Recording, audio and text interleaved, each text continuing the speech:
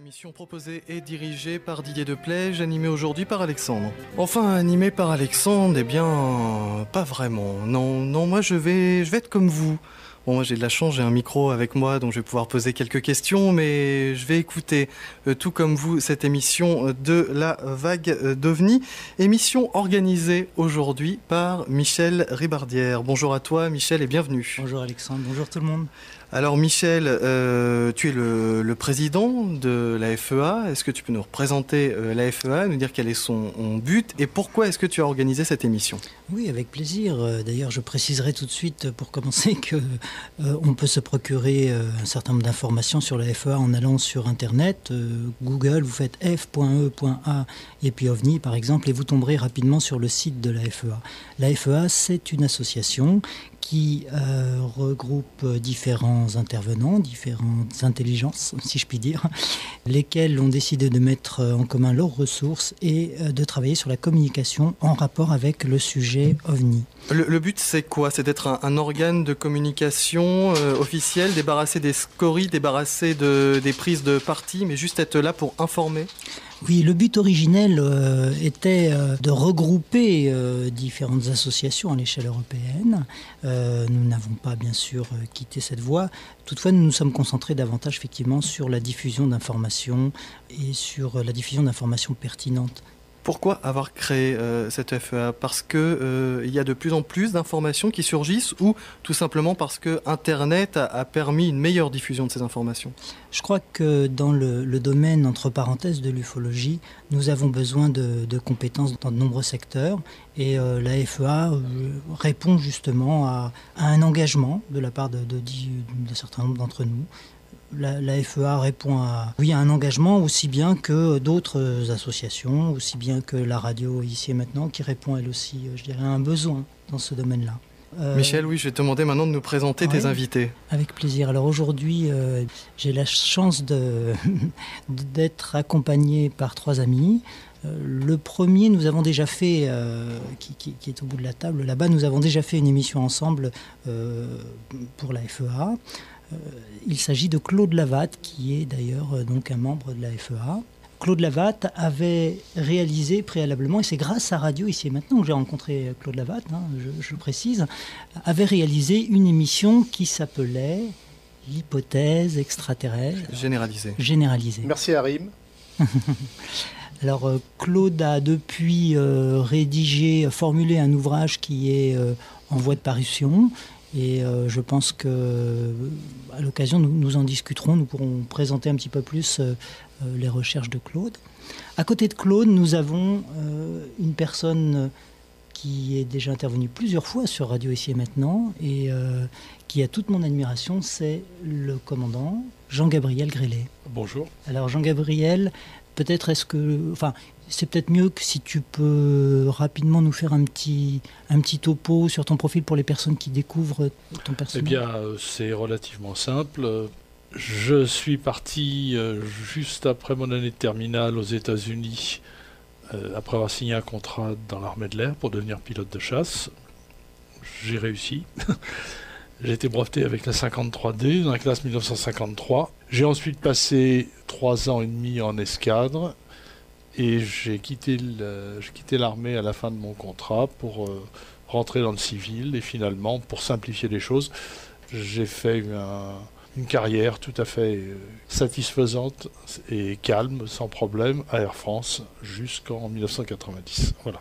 Alors Jean-Gabriel, c'est pareil, la première fois dont j'ai entendu parler de Jean-Gabriel, c'était grâce à Radio Ici et Maintenant, puisque donc Jean-Gabriel a fait, comme nous l'avons dit, un certain nombre d'émissions.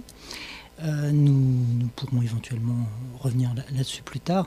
Mais tout de suite à côté de moi, nous avons un autre personnage, un ami, qui s'appelle Alain Boudier, et que j'ai rencontré il y a quelques années dans une conférence. Il était parmi les spectateurs, il écoutait silencieusement nos orateurs, qui n'étaient autres que M. Ménard et M. Bourdet. Et il y avait d'ailleurs le père Brune, d'ailleurs je me rappelle bien. Et puis lorsqu'à un moment donné, on a demandé s'il y avait des personnes dans l'assistance qui avaient réaliser une observation. Il se trouve que quelques mois auparavant ou quelques semaines auparavant, j'avais réalisé une observation de plein jour. Donc je me suis dévoilé parce qu'après tout, personne n'osait lever la main. Et c'est comme ça que j'ai eu la chance de rencontrer Alain. Alors Alain aujourd'hui, eh bien, c'est le président d'une commission spéciale au sein d'une association reconnue d'utilité publique et considérée comme une société savante, la 3AF, c'est ça, 3AF. Alors peut-être Alain, tu peux nous dire un petit peu quelque chose sur la 3AF et peut-être sur la commission, si tu veux bien. Très volontiers, Michel. D'abord, je salue Alexandre. Bonsoir, je suis ravi de vous recevoir. On a beaucoup parlé de vous avant ce soir sur l'antenne. Merci. La 3AF est composée d'un certain nombre de sociétaires qui est l'ordre de 1500 personnes. La Société française d'aéronautique est association fondée en 1971, reconnue d'utilité publique, se transforme donc en 1972 en Association aéronautique et astronautique de France en vue de réunir ses membres avec ceux de l'Association française des ingénieurs techniciens de l'aéronautique de l'espace. L'association donc devient 3AF. Elle a pour but de rassembler des personnes physiques ou morales qui portent un intérêt certain à l'aéronautique, à l'espace, à la défense et aux hautes technologies. Soit pour des raisons professionnelles, ingénieurs techniciens et employés, chercheurs, étudiants se spécialisant dans le domaine aérospatial, soit pour des raisons paraprofessionnelles, fournisseurs ou utilisateurs de techniques, soit enfin pour des raisons personnelles de curiosité ou de culture. Deuxième point, c'est de faciliter les contacts fréquents entre ses membres. Troisième point, de mettre à la disposition de ses membres des informations variées dans les domaines aéronautiques et spatial. Quatrième point, de présenter et de promouvoir la culture de l'industrie aérospatiale au bénéfice de ses membres auprès des autorités et des pouvoirs publics. Cinquième point, je termine, il en reste deux, d'organiser des tribunes et des événements permettant à ses membres d'échanger sur des sujets ou disciplines, de faire connaître leurs points de vue, leurs travaux, leurs compétences. Sixième point, de représenter l'ensemble de ses membres auprès d'autres sociétés scientifiques et techniques françaises ou étrangères, comme la Royal Society, auprès des fédérations internationales aérospatiales. Et le dernier point, de contribuer à la reconnaissance de ses membres vis-à-vis des milieux professionnels, scientifiques ou techniques.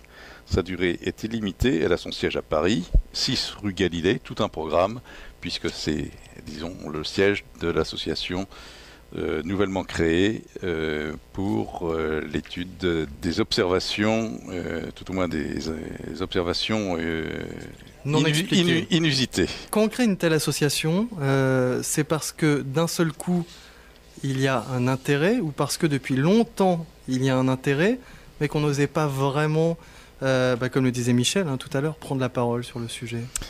Alexandre, je vais vous répondre tout de suite et par un curieux concours de circonstances. Je m'explique. Je suis membre de la 3AF depuis 1988, donc je ne suis pas un résistant de la 11e ou 12e heure.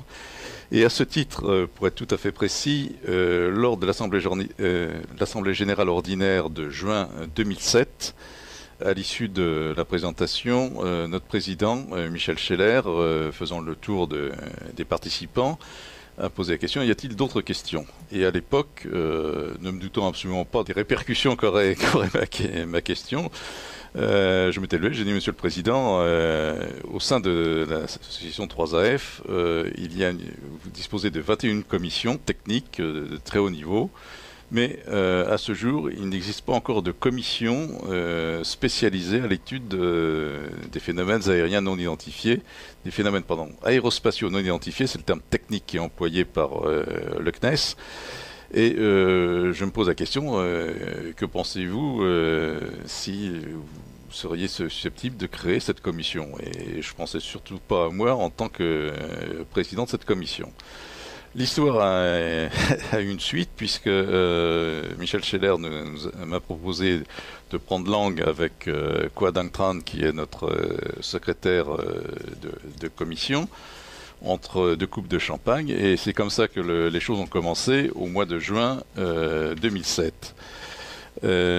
Ensuite, les choses ont bien avancé. Le 15 février 2008, j'ai eu un passage devant, en quelque sorte, un grand oral de la 3AF pour présenter mes propositions en tant que projet innovateur. Et le 15 mai 2008, le président Scheller m'a nommé président de cette commission, commission officialisée par la lettre de la 3AF du numéro 5 de juin 2008, que j'ai remise d'ailleurs à Didier Deplège il y a un quart d'heure. Donc voilà comment l'historique de la commission s'est réalisé. En ce qui concerne la composition de cette commission, la commission a été réalisée et montée entre le mois de mars 2008 et le mois d'août 2008. Ce sont des personnes qui ont été dûment choisies pour différentes propriétés, enfin, si je me permets l'expression, puisqu'il s'agissait de personnes avec lesquelles nous avions déjà travaillé, Jean Grélé et moi-même en tant que spécialiste, enfin en quelque sorte, du problème. Donc au sein de cette commission, nous avons comme personnalité marquante Pierre Bescon, ingénieur général de l'armement, 2e section. Pierre Bescon est aujourd'hui actif dans diverses associations et organisations au titre des activités passées sur les questions spatiales, d'export, de qualité, de défense et de sécurité. Il fait partie du bureau national de la 3AF et commission. Je passe parce que le curriculum était particulièrement important et élogieux. Je mentionnerai que Pierre Bescon est ancien élève de la Polytechnique, promo 63, d'école de l'air et de Supaéro. Il a dirigé Kourou et actuellement, en tant que retraité, jeune retraité, il dévolue son temps à la 3AF notamment. L'autre participant est Jean-François Clairvoy, ingénieur général de l'armement. Jean-François Clairvoy est diplômé de l'école polytechnique, l'école nationale supérieure de l'aéronautique et de l'espace et de l'école du personnel navigant d'essai de réception. Il est détaché par la délégation générale de l'armement auprès du CNES en 1983, puis auprès de l'Agence spatiale européenne, European Space Agency, en 1992. Il est astronaute depuis 1985, il développe et dirige les programmes de vol parabolique à l'heure actuelle à bord de la Caravelle et puis rejoint la 14e promotion d'astronaute NASA à Houston en 1992.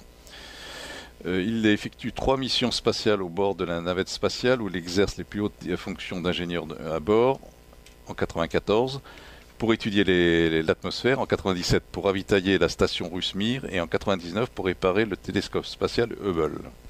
Maintenant, actuellement, il est PDG de la société Novespace qui organise les vols paraboliques pour la recherche en apesanteur. L'autre membre de la commission parmi les 10, les 9 ou 10, c'est M. Khoa Dang Tran, secrétaire de la commission. Il est co-lauréat du prix Seymour Cray 1989 pour la simulation numérique de la turbulence. Il a rempli des charges d'enseignement à l'université de Paris-Sud, à l'ENSTA, École nationale supérieure des techniques avancées, et à la fondation EPF, École d'ingénieurs, en tant que professeur de mécanique. Dans le domaine de communication scientifique, à l'occasion du cinquantenaire de l'ONERA, il a co-organisé en 1997 avec la Cité des sciences de la Villette l'exposition Les ingénieurs du ciel et dirige l'édition du livre ONERA, 50 ans de recherche aéronautique et spatiale. Il a également dirigé en 2007 l'édition du livre de l'aérostation à l'aérospatiale consacré à l'histoire du centre de l'ONERA à Meudon. Rédacteur en chef de la revue scientifique internationale Aerospace Science and Technology, édité par Elsevier jusqu'en 2006. Il est rédacteur en chef de la lettre 3AF depuis décembre 2003 et secrétaire de la commission 3AF PAN. Il est possible, je me permets de vous interrompre, mais de retrouver justement tout le cursus, tout le curriculum vitae de ces personnes sur le site de la 3AF. Tout à fait. C'est très important pour nos auditeurs, parce qu'on va évidemment pas tous les nommer, même s'ils le mériteraient, mais on va pas tous les nommer. Donc vous pouvez aller sur le site de la 3AF, d'ailleurs dont je n'ai pas l'adresse. Google 3AF. Très bien. Aucun problème. Très bien. On voit les qualifications. Oui. Ça ne peut que faire du bien à ce milieu, en tout cas de recherche, qu'on pointe souvent du doigt en disant regardez, ces personnes ne sont pas qualifiées. Là très clairement, lorsque des résultats seront annoncés, quand on voit le passé des personnes qui travaillent avec vous vous, on sait que ça aura été véritablement énormément travaillé. Avant de vous laisser continuer, je voudrais revenir sur ma question précédente parce que j'ai pas l'impression d'avoir eu véritablement une réponse. Vous m'avez expliqué comment a été formé le 3AF, par une question de votre part. Vous n'attendiez pas à cet effet boule de neige. Oui. Mais en même temps, est-ce que vous aviez déjà des bruits de couloirs vous y êtes depuis 88, je crois, au 3AF, c'est ce que vous nous avez dit. 3AF, oui. Est-ce que déjà vous entendiez des pilotes ou des spécialistes ou des ingénieurs vous dire quand même, ça me chiffonne, mais je ne prendrai jamais la parole sur le sujet, mais j'aimerais quand même en savoir un peu plus là-dessus. Est-ce que c'est une des raisons de votre question ce jour-là? Au sein de la 3AF, jamais. Jamais. D'accord. Jamais. C'était intéressant. C'était presque, la question que j'ai posée en juin 2007 était presque iconoclaste. Il y a eu un silence, d'ailleurs, je ne sais pas s'il était approbateur ou réprobateur, mais enfin disons c'était sépulcral. Très bien. Alors que vous, en dehors, vous aviez déjà entendu... écoutez, depuis j'ai 67 ans, ça fait 60 ans que je m'intéresse à la question, donc... Vous deviez vous sentir seul avant. J'étais un peu isolé. Oui, tout à fait, et notamment... avec notre ami Jean Gabriel, nous travaillons de concert depuis 1993, puisque notre première, notre première opération a eu lieu le 1er février 1993 au GDN. Bon. Qu'avez-vous à nous rajouter sur la 3AF ? Écoutez, je crois que... De toute façon, on va y revenir pendant l'émission. Je suis allé à l'essentiel. Alexandre, si vous permettez, sans dévoiler, sans donner trop de détails, je voudrais quand même mentionner les autres membres très succinctement. Jean-François Georges, qui a fait toute sa carrière chez Dassault Aviation, qui est actuellement président de l'Aéroclub de France. Jean-Gabriel Grélé, tout le monde connaît, les compétences, le parcours professionnel. Et le parcours professionnel. Paul Kunzmann, qui, lui, a travaillé, a eu un parcours professionnel au sein de l'ONERA. Comme point particulièrement remarquable parmi son curriculum vitae particulièrement élogieux, il est prix Sciences et Défense en 1995 et la médaille Montgolfier en 2005. C'est une personne tout à fait extraordinaire. Bon, François Louange, bien sûr, tout le monde le connaît. Je crois que de ce côté-là, je n'ai pas grand-chose à ajouter.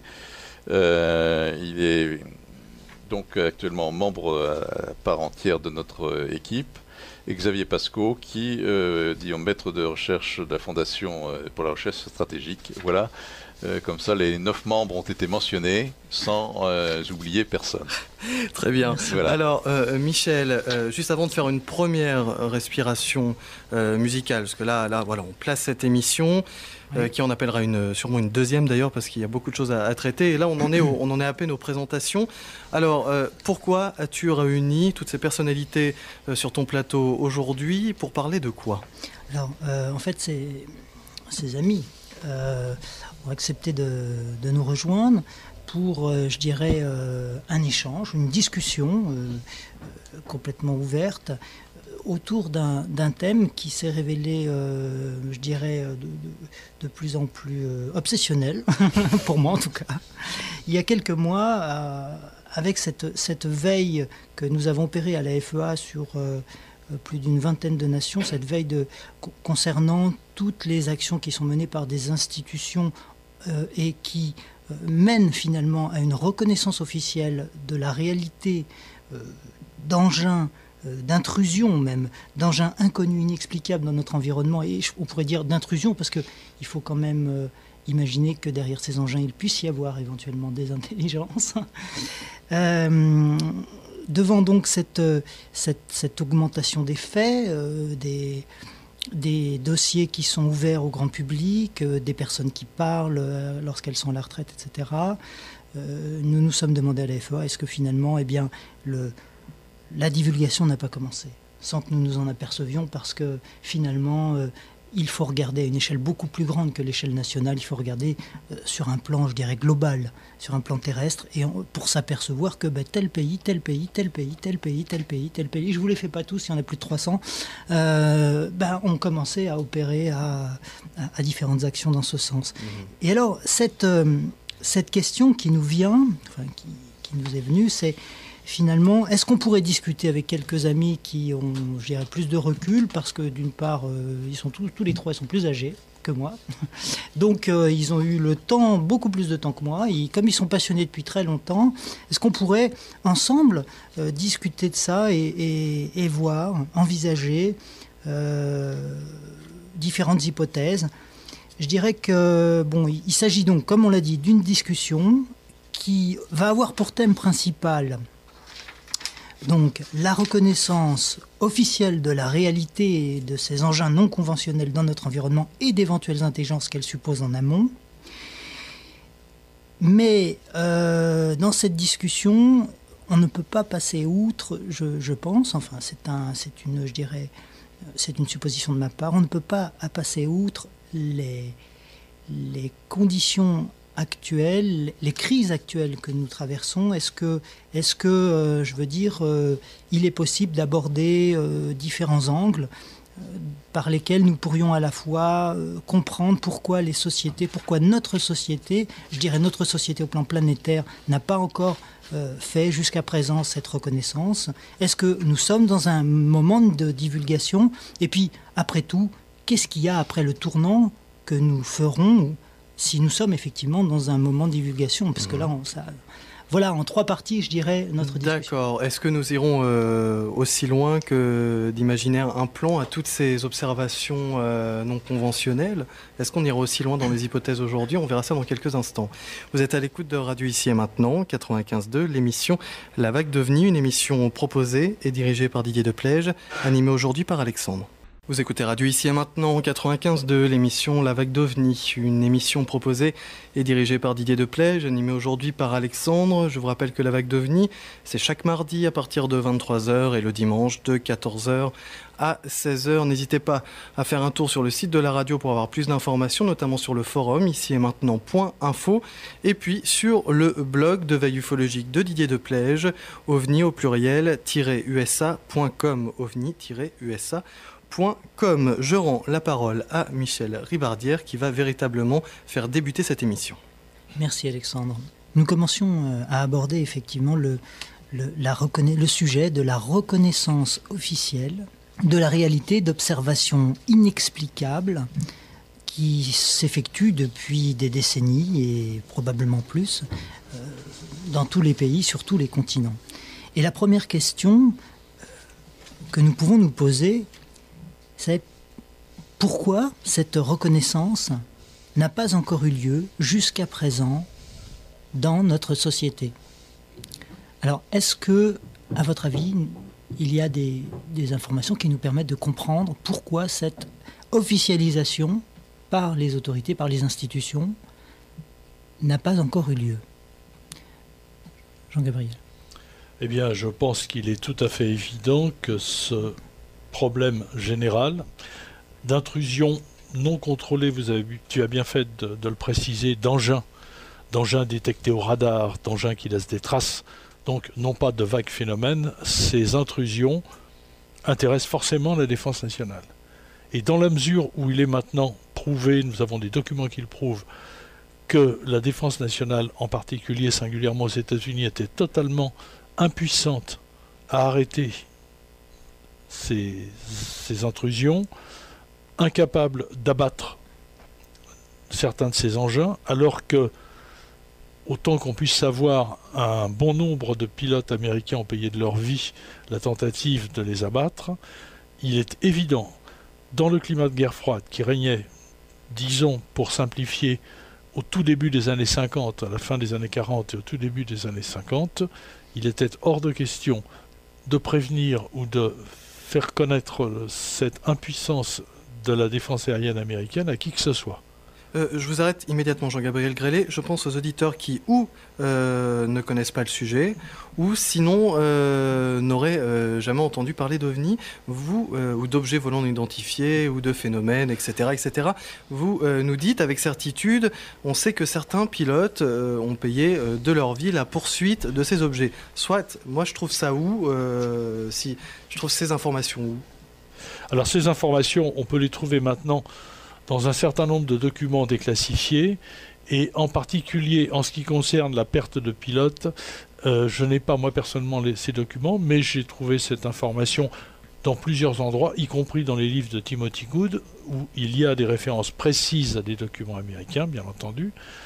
Pour le reste, c'est-à-dire pour la matérialité et pour le fait qu'il s'agit bien d'engins, eh bien, il suffit de relire la totalité des documents qui sont disponibles, qui étaient à peu près de 85 000 en 1985, pour s'apercevoir qu'il ne s'agit jamais d'autre chose que, je vais citer un petit peu parce que j'ai une liste, des aéronefs de conception non conventionnelle, des boules de feu certes, engins ressemblant à un énorme cigare, disques volants, soucoupes volantes, missiles guidés, missiles, projectiles propulsés, machines s'autodétruisant, aéronefs non conventionnels. L'expression OVNI n'apparaissant qu'en 1953, c'est-à-dire très tardivement, et dans une réglementation de collecte d'informations au sein de l'US Air Force, et de toute évidence, les deux adjectifs, enfin l'adjectif de objet volant non identifié était destiné à rendre très très difficile l'étude des objets en question. Parce que comment étudier quelque chose dont la caractéristique est d'être non identifié, c'est pas facile. Merci beaucoup. Ça me paraît bien de reprendre les bases, vraiment pour ceux qui tomberaient sur cette émission. On nous dit que c'est une certitude, très bien, où peut-on le trouver? Eh bien, merci pour ces informations. Je crois qu'on peut ajouter aussi, d'ailleurs, à l'occasion, il me semble que la commission l'avait présenté, le cas d'un pilote français qui, comme Jean Gabriel, a travaillé au sein de l'US Air Force et donc, qui avait eu à un moment donné pour mission d'abattre un de ces engins non conventionnels. Et son nom, alors je peux le reprendre puisque j'ai repris le facsimilé de sa lettre dans mon premier ou deuxième chapitre du livre Objets volants, comme Documents interdits. Et il s'agit de Jean Kissling, qui j'espère écoutera cette émission. Et Jean Kissling qui fort gentiment nous a insisté pour nous écrire une lettre, nous donner des détails. Et effectivement, il a décollé pour intercepter. C'était un dimanche, il y avait beaucoup de monde sur la base. Il a décollé dans un avion très performant, un P-47. Un P-47, à l'époque c'était P-47. Un P-47H, je crois. Et il est monté très haut, à la poursuite de ballons, entre guillemets. Et au moment où il s'en approchait, ces ballons ont changé de forme et se sont mis à accélérer de façon phénoménale et ont disparu à l'horizon. Quant à lui, toute l'interception et naturellement l'observation des ballons qui se sont transformés ont été vus par plusieurs centaines de personnes qui étaient sur la base. D'accord. Alors rappelons justement que lorsqu'il est redescendu, Jean Kissling a pris connaissance du fait que plusieurs pilotes étaient... et donc lui-même témoigne du fait qu'il y a eu des pilotes qui se sont fait abattre. Oui, et il en témoigne, ce qui est finalement vaut largement tous les documents imprimés du monde.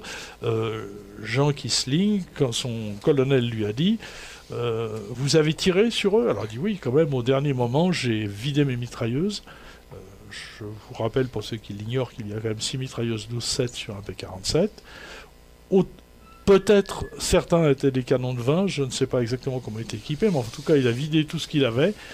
Et son commandant lui a dit, vous avez beaucoup de chance, parce que jusqu'à maintenant, ceux qui leur ont tiré dessus se sont fait descendre. Voilà, bon, ça c'était clair, net et sans bavure. Voilà. Alors j'ai l'impression que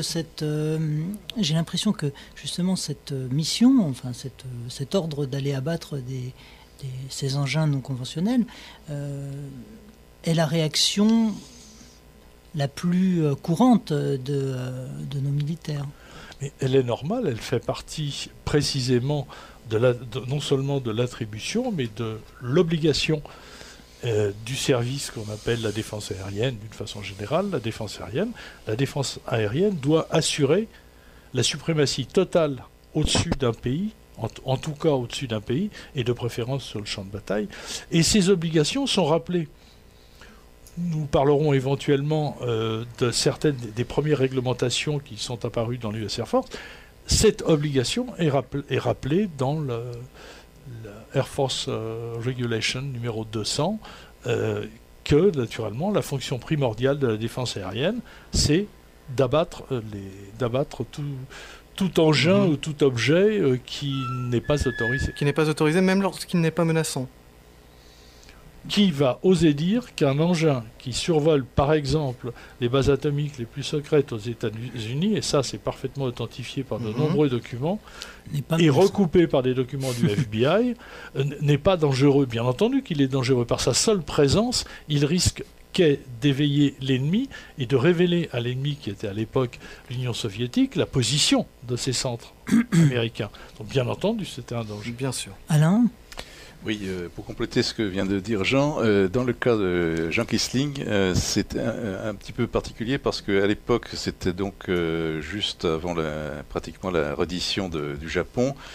Les Américains ont été complètement traumatisés par ce qui s'était passé à Pearl Harbor et ce qui était vu, disons, à partir de la base de Selfridge dans le Michigan, était effectivement des ballons et ils pensaient que c'était des aéronefs d'observation ou d'espionnage de la part des Japonais. Et à l'époque, l'affaire des ovnis n'était pas complètement passée dans les mœurs militaires de l'Air Force Army, puisqu'à l'époque c'était l'Air Force Army et pas encore le United States Air Force. Et pour le reste, on est parfaitement synchrone, mais c'était simplement pour préciser le contexte tout à fait particulier. Claude ? Oui, je vais faire un petit détour sémantique sur le problème d'engins volants ou d'objets volants, peu importe. Enfin, parce que je pense que c'était la manifestation la plus courante de ce phénomène aérien, c'était justement qu'il soit aérien, mais on a observé aussi, et il y a de nombreux rapports dans ce sens, d'objets semblant sortir de la mer. Donc si l'objet semble sortir de la mer, c'est qu'auparavant il était sous la mer, il était sous le niveau de l'eau. Donc on peut parler aussi de phénomènes sous-marins non identifiés. Et il y a quand même un certain nombre, une masse importante de documents qui relatent ce genre d'observations et d'objets semblant sortir de la mer, donc qui auparavant étaient sous la mer. Voilà, je vais faire une parenthèse simplement, c'est peut-être un peu pour montrer aussi la difficulté d'approche du problème, parce que ce phénomène se manifeste dans l'air, sous la mer, sur la mer, et aussi, dans certains cas, sur Terre. Oui, alors c'est d'ailleurs très curieux, mais la réglementation, une des réglementations les plus importantes, parce qu'elle a été promulguée en 1953 et elle était encore en vigueur en 1995. Ça, j'ai des documents qui le montrent. JANAP 146 précise bien, parmi les engins qui font l'objet de rapports spéciaux des pilotes, précise bien des engins aussi sous-marins. Oui, d'accord. Non identifiés. Objet aquatique donc non identifié. Ouais. Donc réflexe naturel de l'armée, attention, on est surveillé, ou il y a quelque chose, on ne maîtrise pas, on ne contrôle pas. On contrôle pas. Est-ce que j'ai raison lorsque si je m'imagine à la place de ces institutions militaires, taisons-nous, on ne va pas dire qu'on ne contrôle pas parce que ça va affoler la population, parce qu'il y a des... Je pense d'abord que la population va être la dernière informée. Tout va être fait, pratiquement jusqu'à aujourd'hui, tout va être fait pour que la population ne soit jamais informée et ne soupçonne absolument pas la présence d'engins inconnus dans les cieux. Ça, c'est une chose. Mais à l'intérieur de l'armée même, on n'a pas tellement envie, et on s'aperçoit que les personnes qui sont sélectionnées pour avoir des informations sur ces engins sont très peu nombreuses. Au début, ce sont uniquement les commandants, les généraux faisant partie de l'état-major. L'officier de base lui-même n'est pas du tout au courant. Et pour simplifier les choses, dans l'armée, je pense, le réflexe est le même quand on est devant une situation complètement incontrôlable et en particulier complètement incompréhensible. On se tait et on cherche avant d'affoler le monde. Ouais. Il est vrai qu'au début de la Seconde Guerre mondiale, lorsque les Américains ont perdu un certain nombre de bateaux parce que les sous-marins allemands étaient dans les parages, ils n'ont jamais avoué à quiconque que les bateaux disparaissaient à cause des sous-marins allemands. Donc on peut comprendre ce réflexe par la suite. Finalement, devant l'inconnu, restons silencieux. Alors, donc, si j'ai bien compris, a priori, on tait l'information parce que, d'une part, on ne connaît pas. Alors dites-moi si je me trompe, d'autre part, c'est bien, ça risque d'affoler les populations? Non. Ça arrive en dernier. Ça arrive en dernier. D'ailleurs, ce problème d'affoler les populations a été récusé par Carl Gustav Jung dans un écrit parfaitement connu. Il a dit en gros, je cite de tête, « Je ne vois pas pourquoi on nous dit que la présence éventuelle, je crois qu'il a parlé d'extraterrestres dans nos cieux, serait plus effrayante que le risque d'une destruction nucléaire qui peut se produire à tout instant. Et là, les bombes atomiques, les bombes à hydrogène que possèdent les Russes et que les Américains possèdent, et les vecteurs pour les lancer, il ne s'agit pas d'une hypothèse, mais d'une véritable certitude. Or, le public américain a fait preuve d'un calme absolument olympien devant ces menaces. Alors pourquoi se sentirait-il menacé par petit problème éventuel d'intrusion inconnue? Et vous ne croyez pas qu'un gouvernement ou qu'une armée, en tout cas une entité qui est chargée de tenir l'ordre dans un pays, s'inquiète de la disparition de certaines croyances, des dieux notamment, parce que toutes les religions n'ont pas communiqué sur le sujet, s'inquiète aussi d'un armement inconnu, parce qu'on sait ce que donne une explosion nucléaire. Donc c'est déjà plus facile d'appréhender quelque chose qu'on connaît, avec des abris souterrains antinucléaires par exemple. On se dit qu'on peut se protéger, et puis différentes pilules pour s'aider et autres. Et puis aussi un monde en changement perpétuel depuis les années 40-50. Est-ce qu'un gouvernement ne peut pas s'inquiéter de ce genre de choses ? J'imagine qu'il y a bien quelqu'un dans Parce que vous dites que c'est une des dernières priorités. Non, une des dernières priorités, ça ne veut pas dire que ce n'en est pas une. Ça veut simplement dire que ça arrive bien après le risque que les Russes découvrent la position des bases nucléaires américaines. Ça, c'était un gros risque, un risque immédiat. Le risque que tous les alliés des États-Unis tournent le dos aux États-Unis en se disant, mais s'ils ne sont même pas capables de maintenir la sécurité dans leur propre espace aérien, c'est pas la peine de nous parler d'une protection américaine dans le monde. Donc ça venait d'abord, bien entendu. Pour le reste, disons que c'était discutable. D'autre part, en ce qui concerne les religions, c'est pas un problème qui inquiétait particulièrement le gouvernement soviétique, il faut avouer, à l'époque. Beaucoup de religions avaient été même purement et simplement interdites, donc c'était pas un problème. D'accord. Claude Lavatte. Oui, je crois qu'un autre aspect que l'on peut peut-être évoquer, c'est aussi l'évolution de nos systèmes de connaissances et d'appréhension du monde extérieur, enfin du monde tout court, dans le sens où, si on peut faire un bref historique de la chose, le premier système de connaissances qu'a connu l'humanité, c'est en fait le système magique, qui ensuite a donné le relais au système au pluriel religieux, et ensuite, et récemment, depuis la Renaissance, au système scientifique. Et alors, une des difficultés que l'on peut imaginer, c'est que ces systèmes ont été tellement forts dans notre société, et ont fait tellement la preuve aussi dans certains cas, non pas de découverte, mais de sécurité de la société, dans le sens de l'apaisement social, de la paix sociale. Le système magique comme le système religieux ont participé activement et encore à la stabilité du système social, et on peut penser que c'est un moyen qui a fait ses preuves d'efficacité, et à ce moment-là, remettre en cause et évoquer des phénomènes qui apparemment ne trouvent pas leur place dans ces systèmes de connaissances explique un peu la viscosité sociale, et sans terme péjoratif dans la matière, mais la difficulté pour une société quelconque de passer d'un système de connaissances à un autre système de connaissances, d'autant plus que le système le plus récent actuellement, c'est le système scientifique, et que lui-même semble bien faire état d'une incapacité totale, non seulement à dire la nature de ce phénomène, mais aussi à proposer une stratégie pour approcher d'une vérité, enfin une vérité entre guillemets, d'une appréhension objective du phénomène. Et à ce moment-là, je me suis inquiété quelquefois, et encore maintenant, du blocage apparent de la science vis-à-vis de ce problème, mais je m'explique mieux, dans le sens où j'avais peut-être oublié le poids de l'histoire, et qu'il est toujours très difficile de passer d'un paradigme de connaissance à un autre, au suivant. D'accord.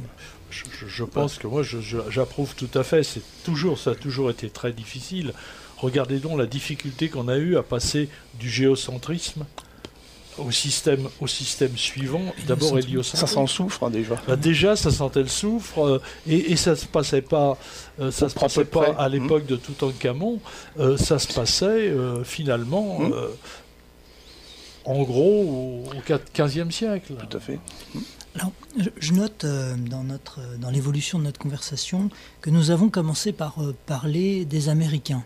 Alors c'est peut-être parce que ce sont finalement les dossiers que vous maîtrisez les mieux, messieurs, mais est-ce que peut-on dire quelque chose sur le reste du monde? Parce que d'autres sociétés ont très bien pu s'apercevoir très tôt qu'il y avait quand même un mystère dans nos cieux et qu'il y avait quelque chose qui nous était éventuellement supérieur.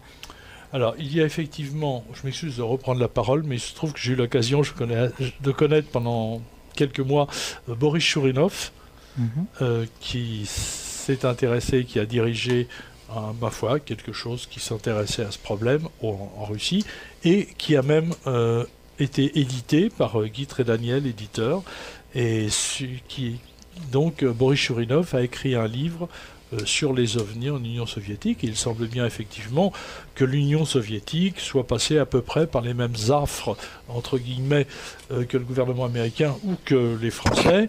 Et à peu près, à une certaine époque, il y a eu la création d'une commission, et puis dans les 3 mois qui ont suivi, la commission a été immédiatement abandonnée, oubliée. Donc il y a eu des hésitations. On pourrait, je pense, sans aller plus loin, tirer la conclusion que c'était un problème aussi difficile pour l'Union soviétique que pour n'importe quel autre pays, que pour le nôtre, que pour l'Angleterre ou les États-Unis. Oui. Une histoire un petit peu sulfureuse dont j'ai entendu parler. Je dis sulfureuse parce que je manque de preuves. Celle de Roswell. J'ai appris que très rapidement, Staline a envoyé... c'était Staline ? C'était encore Staline. C'était encore Staline. Aucun doute. A envoyé un certain nombre de ses officiers pour essayer d'en savoir un petit peu plus sur Roswell, même d'en savoir beaucoup plus. À l'époque, il y avait donc un certain nombre d'officiers de renseignement qui avaient cette capacité à pouvoir pénétrer qui étaient sans doute déjà dans les institutions de renseignement. Je pense que tu as raison. Non pas que je n'ai pas la moindre information sur ce point précis concernant Staline, j'en ai une autre, mais qui semble un peu semblable.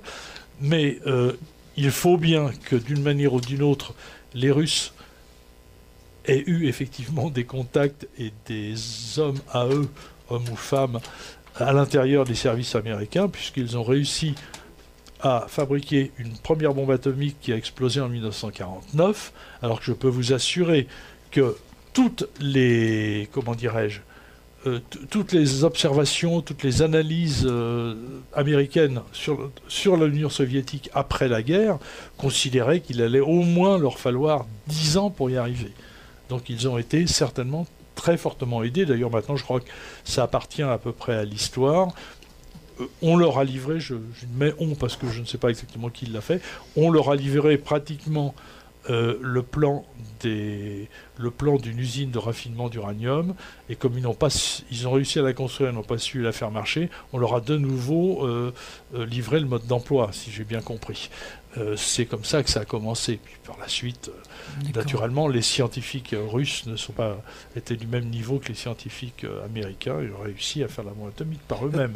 Alors, je vais me permettre, mais peut-être que je vais sauter un trop grand pas en disant cela, mais quand on parle des objets volants non identifiés, quel que soit le nom qu'on leur donne d'ailleurs, on s'arrête toujours sur les grandes puissances. On parle des Russes, on parle des Américains, on parle aussi des Anglais, de la France. Pourquoi est-ce que ça nous amène vers une logique de ces observations? Cela voudrait dire que ces apparitions non identifiées, encore actuellement, ne s'intéresseraient qu'à des pays avec un armement non négligeable, avec une grande densité, est-ce que ça voudrait dire que ces objets auraient une logique? Une logique. Dans leurs apparitions. Une logique, certainement.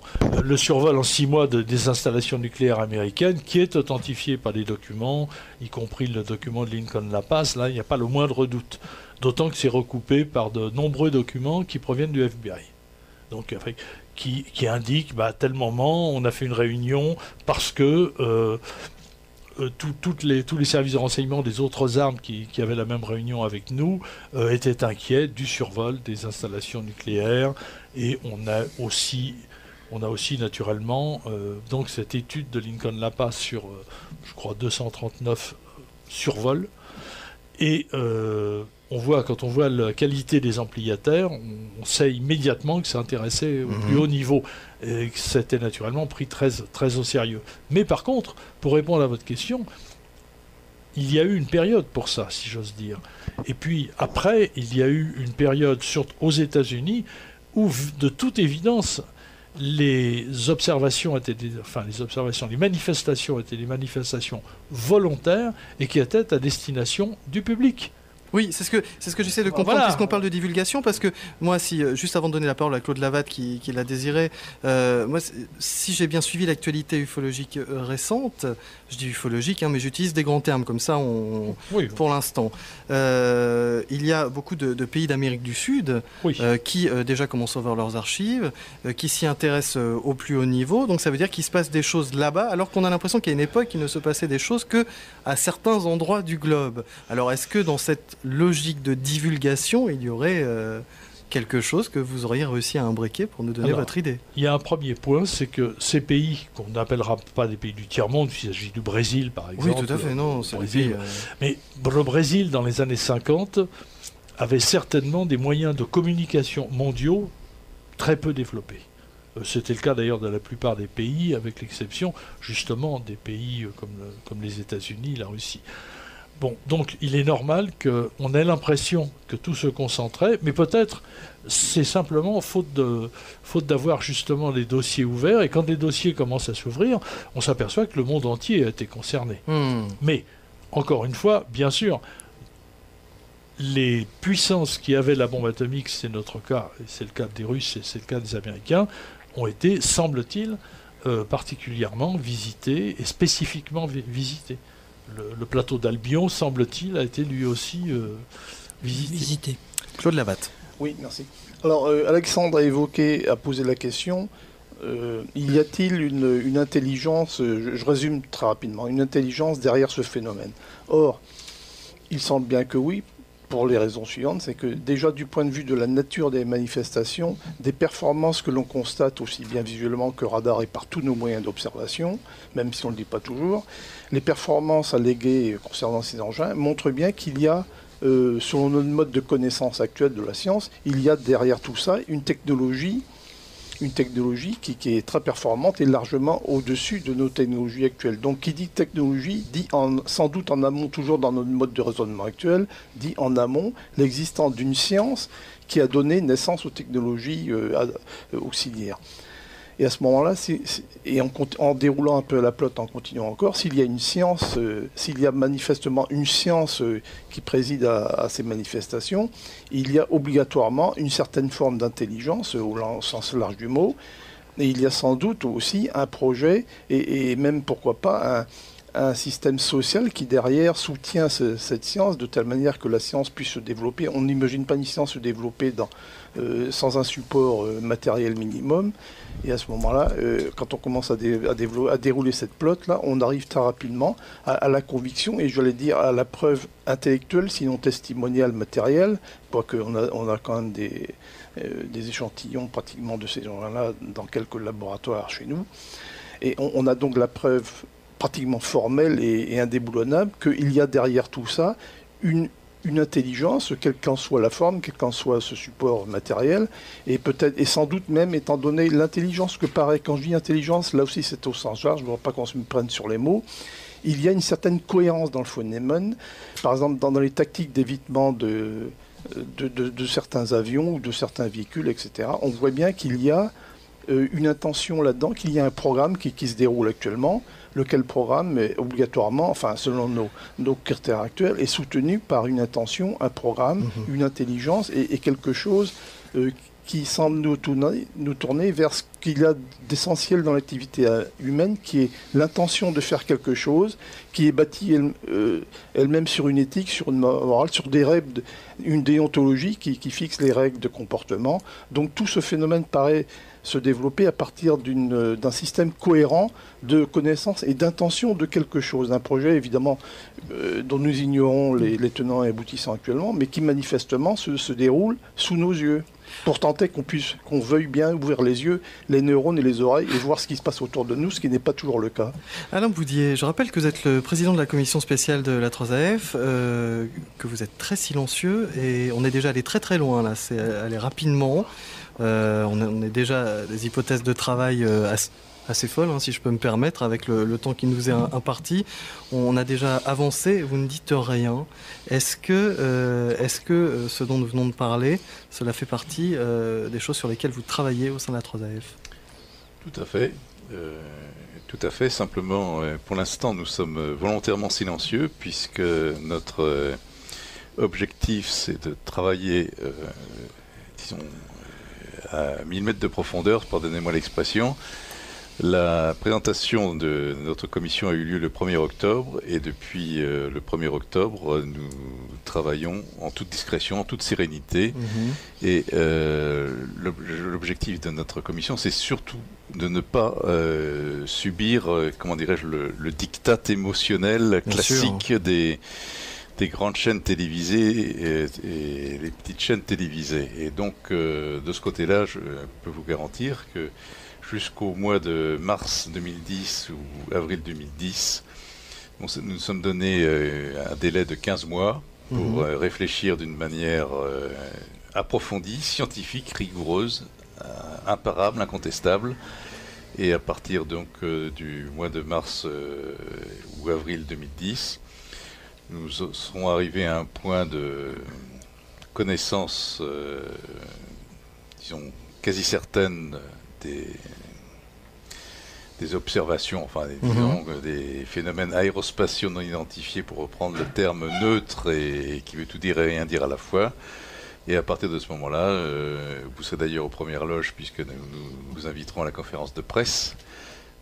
Croyez-moi que je pense que les choses vont évoluer d'une manière significative. Alors, juste pour comprendre vos recherches, on parlait tout à l'heure de techniques d'évitement par rapport à des avions, avions de chasse ou autres. Est-ce que au sein de la 3AF, vous travaillez peut-être à mettre à plat des techniques utilisées par ces phénomènes aériens non identifiés?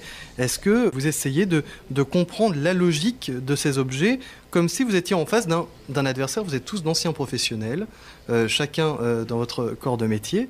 Est-ce que vous essayez de mettre à plat une logique, une attitude et un état d'esprit de ces phénomènes? Alexandre, je vous dirais simplement qu'au sein de notre commission, je n'ai pas indiqué tous les membres de la commission, nous avons un général de l'armée de l'air. J'en dis pas plus. Jean-Gabriel ? On préciser que les performances par rapport aux celles des avions de chasse sont déjà précisées dans le document du 23 septembre 1947, signé par le général Twining, et qui a été publié, il a été publié en annexe du rapport Condon en 1969. Il était à la disposition du monde entier, enfin tous ceux qui savaient lire l'anglais. Donc ce détail particulier n'est pas un détail nouveau. Il a déjà été mis en évidence en 1947. Je comprends bien, tout à fait. Non, quant aux performances par rapport aux avions de chasse, ce n'est pas de ça dont je parlais. Je parlais surtout d'essayer de sortir de l'attitude face à ces avions de chasse, une certaine logique et une cohérence dans l'action de ces phénomènes. Bien évidemment, mais elle a déjà été évoquée par mon voisin de droite. Parler du travail. Tout à fait. Et il y en a d'autres qui sont connus, mais nous espérons avoir accès à d'autres informations, peut-être un peu moins connues. Faudra-t-il se diriger vers les États-Unis pour cela, avec l'ouverture en tout cas la possibilité d'étudier les dossiers plus précisément? Oui, effectivement. Oui, vas-y Claude, vas-y. De manière très courte. Oui, quand je disais tout à l'heure que ces engins, ou cette technologie des engins inconnus, non identifiés, semble développer des performances s'appuyant sur une technologie qui dépasse la nôtre actuellement, je n'avais pas en tête seulement que des manifestations qui permettent de mettre en parallèle les performances de nos meilleurs engins, donc par exemple la chasse, mais aussi, j'allais dire, non pas des dégâts collatéraux, mais des épiphénomènes, donc des phénomènes collatéraux, semblant accompagner ces engins en question. Par exemple, on a constaté de nombreuses fois les phénomènes annexes, enfin annexes, pas pour tous évidemment, d'extinction par exemple, ou de mise en panne d'installations électriques, sans qu'il y ait de notre part, non pas de l'agressivité, mais même de la curiosité manifestée vis-à-vis du phénomène. Ce sont apparemment des vrais épiphénomènes, dans le sens où il y a une apparente déconnexion entre notre attention vis-à-vis de ce phénomène et l'intention que pourra manifester aussi. Et à ce moment-là, cela soulève des questions énormes du point de vue dans l'état de la science actuelle, puisque cela semble correspondre à des énergies, des montants, je cherche le terme français, des quantités d'énergie que nous sommes incapables de réaliser actuellement dans un espace donné, dans un temps donné, etc. Et on semble aussi assister à des manifestations de phénomènes dans des champs autres que nous appréhendons autrement, non seulement le domaine électromagnétique, mais également dans certains types de radioactivité et dans certains autres domaines qui sont un peu en bordure de l'appréhension habituelle, qui sont le domaine, par exemple, psychologique, puisqu'on constate dans certains cas des comportements des observateurs qui semblent être manipulés par les engins en question. Vous êtes à l'écoute de Radio Ici et Maintenant, 95.2, l'émission La Vague d'OVNI, le mardi à partir de 23h, le dimanche de 14h à 16h. Vous écoutez Radio Ici et Maintenant, 95.2, l'émission La Vague d'OVNI, le mardi à partir de 23h, le dimanche de 14h à 16h. Michel Ribardière. Alors il y a quelques instants, Alexandre nous a fait un clin d'œil, il a essayé de nous jeter la balle en direction d'Obama aux États-Unis.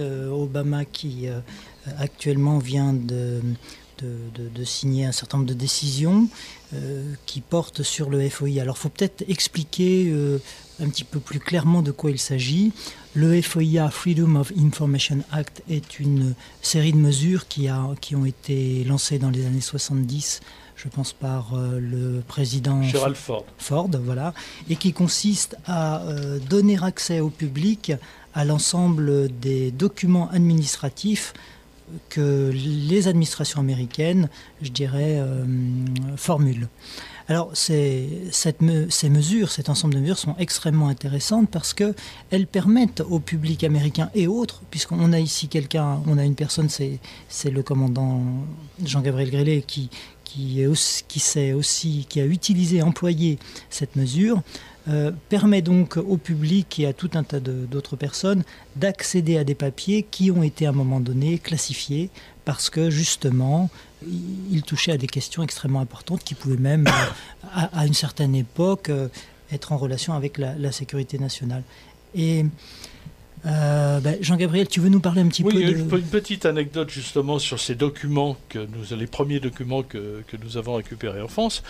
Un de nos amis a demandé aux archives américaines un document, une page dactylographiée qu'il avait, mais qui était en mauvais état. Il a demandé s'il pouvait avoir une page de meilleure qualité.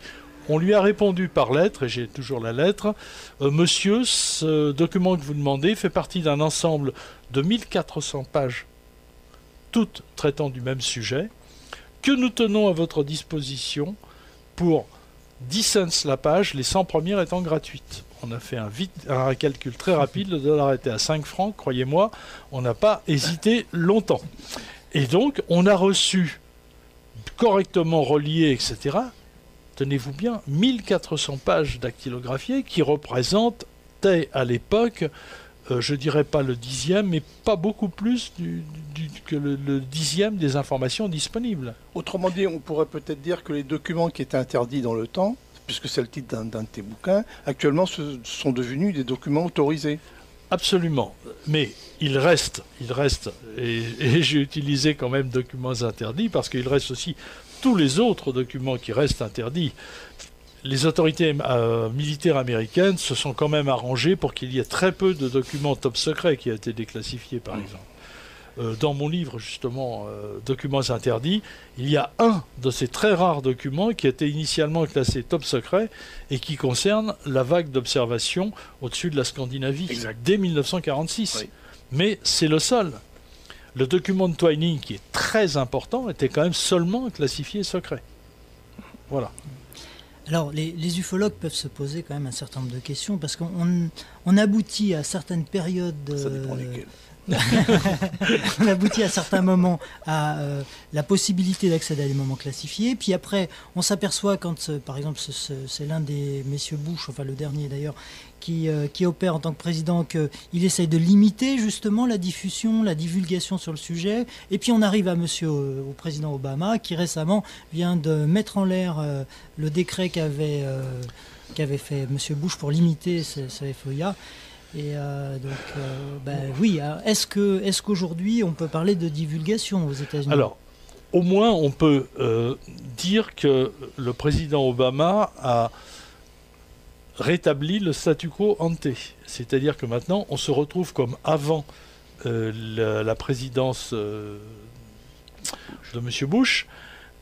Et on va de nouveau, c'est-à-dire que les administrations qui avaient été autorisées à ne pas répondre aux demandes d'informations venant des historiens, etc., maintenant n'ont plus la latitude de le faire. Ils vont être obligés d'appliquer la loi. Et cette loi, effectivement, est tout à fait unique dans l'histoire, je devrais dire, de tous les pays qui ont des archives. Et en particulier, nous aimerions bien avoir l'équivalent en France. On en est très loin. Ça veut dire qu'on laisse la possibilité plutôt que de prendre la responsabilité de la divulgation, on laisse la possibilité aux plus malins de trouver des éléments? Non, c'est bien pire que ça. C'est bien pire que ça. Il suffit d'un document qui fait référence à quelques autres documents pour qu'on puisse, à coup sûr, savoir que ces autres documents existent et qu'on les demande. Oui. Autrement dit, on a obtenu jusqu'à maintenant un effet de boule de neige grâce à cette fameuse loi. Et bien entendu, l'équivalent français, il faudra 60 ans pour apprendre qu'une femme de ménage a cru voir une lumière qui brillait dans le ciel. Il faudra 60 ans. Et on n'aura pas le droit d'avoir le nom de la femme de ménage.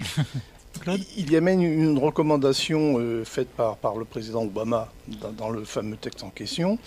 C'est que non seulement le citoyen a accès à ces documents, mais il donne l'ordre aux agences, c'est-à-dire au ministère et au secrétariat d'État, l'équivalent charge qui est en français, d'aller au-devant de cette mise à jour et mise dans le public de ces documents, puisqu'il donne même l'ordre à ces administrations de publier, de ne pas attendre, je n'ai plus le terme exact en tête, mais de ne plus attendre la demande venant du public, mais d'aller au-devant du public, de faire le premier pas.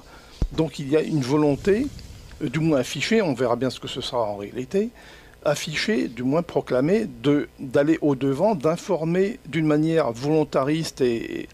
Oui, le public. Le public. Tout en précisant... ce qui est énorme comme évolution. Tout en précisant en fait, il demande cette divulgation, mais quelles que soient les conséquences sur les directeurs des administrations qui seront impliqués dans les affaires... Mais qui ne seront pas poursuivis. Mais en revanche, non, attention, il ne dit pas que ces directeurs ne seront pas poursuivis si on découvre des choses anormales, mais il dit simplement qu'il n'autorise pas les citoyens américains à porter plainte contre l'État, contre le gouvernement. C'est très intéressant parce qu'on peut se dire que pour tous les sujets, cette chose va être utile, mais en même temps, on sait que sur le site officiel de Barack Obama, les électeurs et les Américains étaient appelés à dire quels étaient les sujets qui les intéressaient le plus, quelles étaient leurs questions, et il est très clairement ressorti le sujet de la divulgation concernant ces objets volants non identifiés. Et je crois qu'il était en première position, en deuxième position. Pas première, mais en tout cas, il était dans les plutôt bien placé. Très bien placé. Donc quand on met en avant ce genre de texte comme l'a fait Barack Obama, quand on remet au goût du jour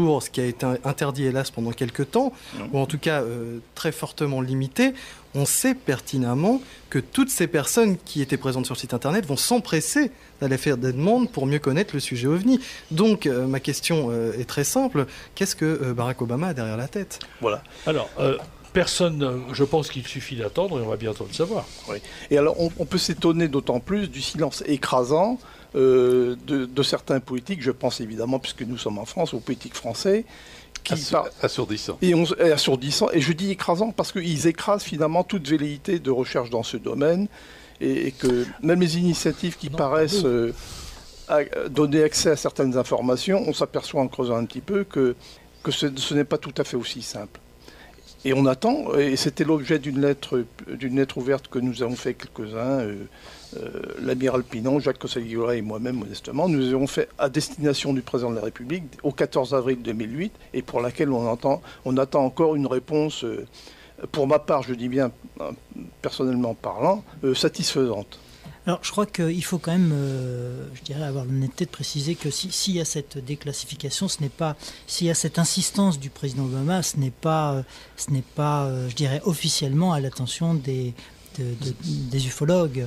Mais toutefois, on remarque que le président Obama se fait accompagner par... lors de la transition par M. Podesta. D'ailleurs, vous avez remarqué que juste après son couronnement, si je puis dire, comment on dit ça, lorsqu'il a prêté serment, tout à fait, il est revenu à la Maison Blanche. On le voit bien serrer, se rapprocher de Podesta qui est dans le public, il le reconnaît. Visiblement, ils vont continuer de travailler ensemble. Alors rappelons ce qu'a fait Podesta quand même il y a quelques années. C'était au temps de l'administration de Clinton. Oui, bien sûr. Alors, je le rappelle, quelqu'un le rappelle ? Non, vas-y. Donc, il y a on a les documents. Alors, il était à l'époque, et je pense qu'il était chargé de l'administration. Enfin, c'était un poste relativement important, puisqu'il était quand même porte-parole, je dirais, à ce moment-là, pour la présidence. Et devant les caméras, il a tout simplement déclaré qu'il était temps de révéler au peuple américain... l'existence d'un problème. Oui, tout à fait. Les informations qu'ils avaient sur le phénomène OVNI, que c'était une question, je dirais, primordiale, de loyauté, et puis que les citoyens avaient le droit à la vérité. Une question de à ce moment-là, il est en poste à ce moment-là, quand il déclare ça. On est dans les années, fin des années 90. Quand on parle de droit à la vérité, déjà, on pointe du doigt le mensonge. Immanquablement. Au moins le silence, comme disait mon voisin, le silence assourdissant qui couvre ce sujet. C'est le silence par omission, le mensonge par omission. Bien sûr. Qui est aussi grave que l'autre d'ailleurs, parce que les conséquences sont aussi graves. Bon, on peut peut-être dire deux mots d'un principe général. Quand un pays est attaqué ou survolé, ou qu'il y a des incursions de quelque ordre qu'elles soient, et que ces incursions, surtout quand elles sont non contrôlées et probablement non contrôlables, les représentants du peuple doivent être mis au courant. C'est vrai aux États-Unis. J'ai eu l'occasion d'en discuter, non pas avec un spécialiste du droit constitutionnel, mais avec Pierre Salinger. Mon voisin sait très bien à quelle occasion on l'a rencontré. Et Pierre Salinger a absolument confirmé qu'il n'y avait aucune exception présidentielle qui pouvait permettre à un président des États-Unis de taire un tel sujet, si tant est qu'il existait des preuves. Voilà. Et c'est vrai à peu près dans tous les pays. Les représentants du peuple, par leurs députés, ont le droit de savoir quand il y a une agression, une incursion. Quand ça se passe aux Maldives, on le sait tout de suite. Oui, tout à fait. Alors d'autant que sur le sujet OVNI, on se rappelle qu'à la fin des années 70, en 78, à l'ONU, donc ont été discutés un certain nombre de prérogatives, si je puis dire, de projets, voilà, et par lesquels en fait le secrétaire général de l'ONU informait l'ensemble des gouvernements que si il existe des études sur le sujet OVNI, d'ailleurs il les encourageait d'ailleurs à faire une étude dans ce domaine-là, et que si ces études se révélaient positives, à ce moment-là il leur était expressément demandé d'en informer le secrétaire général de l'ONU. Alors, en tout cas officiellement, ça n'a pas encore eu lieu. Il y a quand même quelque chose qui a bel et bien eu lieu, oui. C'est que Madame Boutros-Ghali, donc l'épouse du secrétaire général de l'ONU pendant qu'il était secrétaire général de l'ONU, accompagnée par Madame Galbraith, qui était l'épouse d'un précédent ambassadeur des États-Unis en France, commanditée par Laurence Rockefeller, excusez du peu, sont venus faire une tournée des popotes et ont rencontré tout le monde.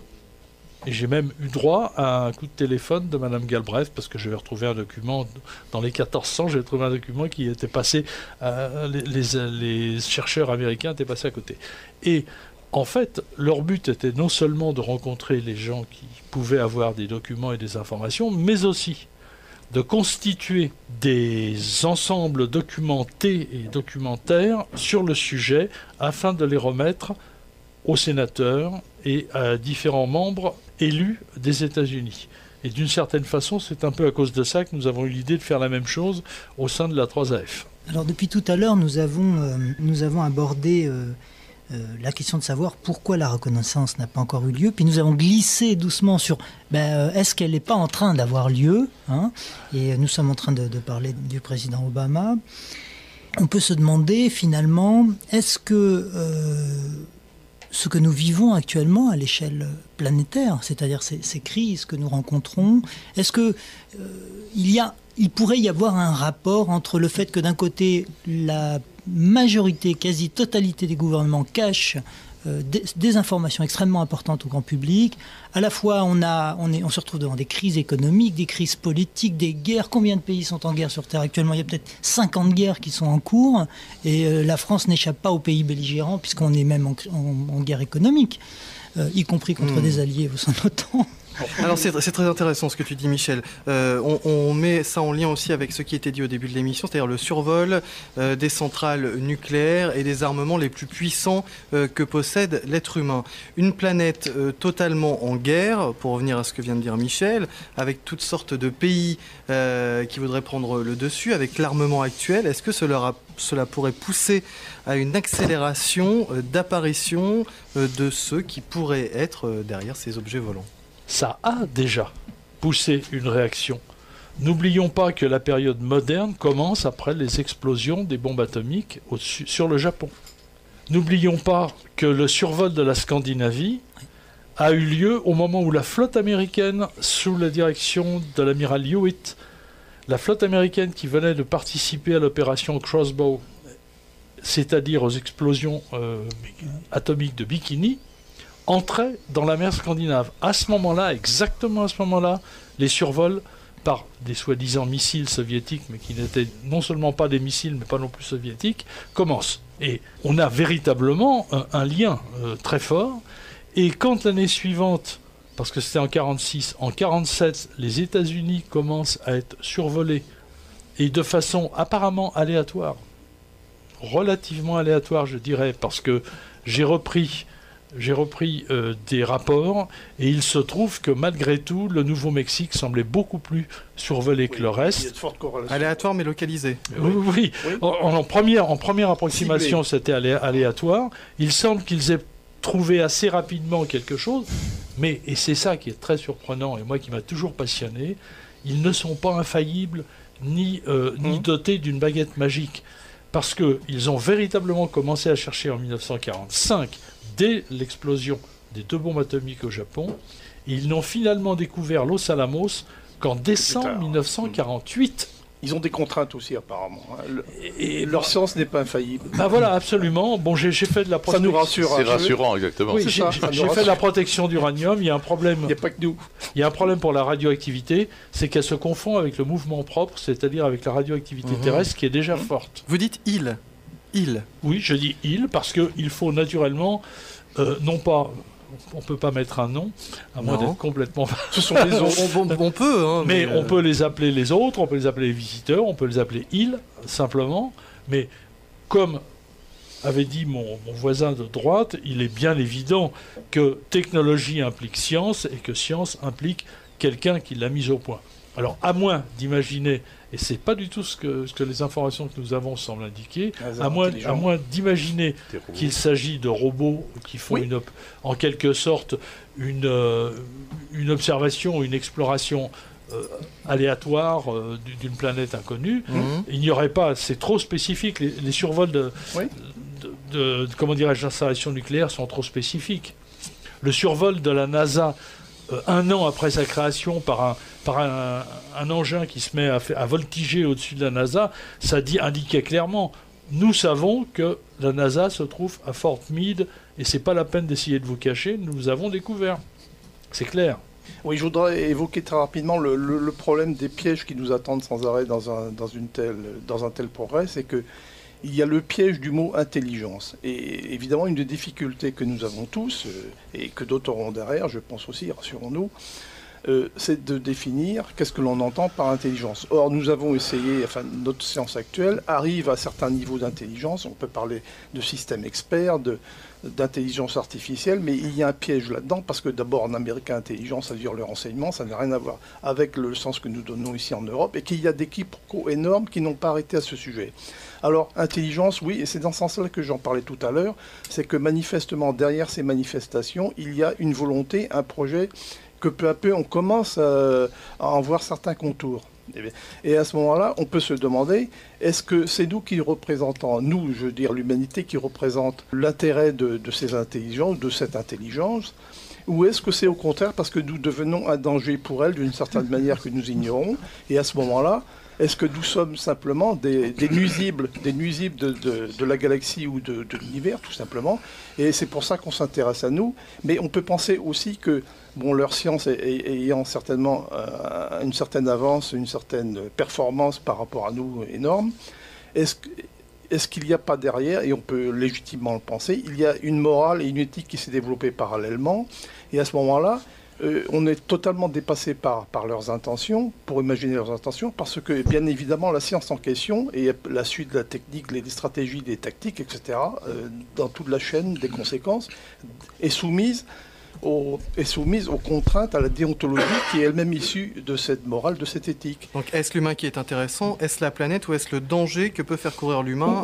Ou est-ce tout à fait autre chose? Est-ce que c'est simplement le principe de la vie, le principe de la conscience qui est en jeu là-dedans, qui est défendu par ces intelligences supposées, évidemment, pour l'instant.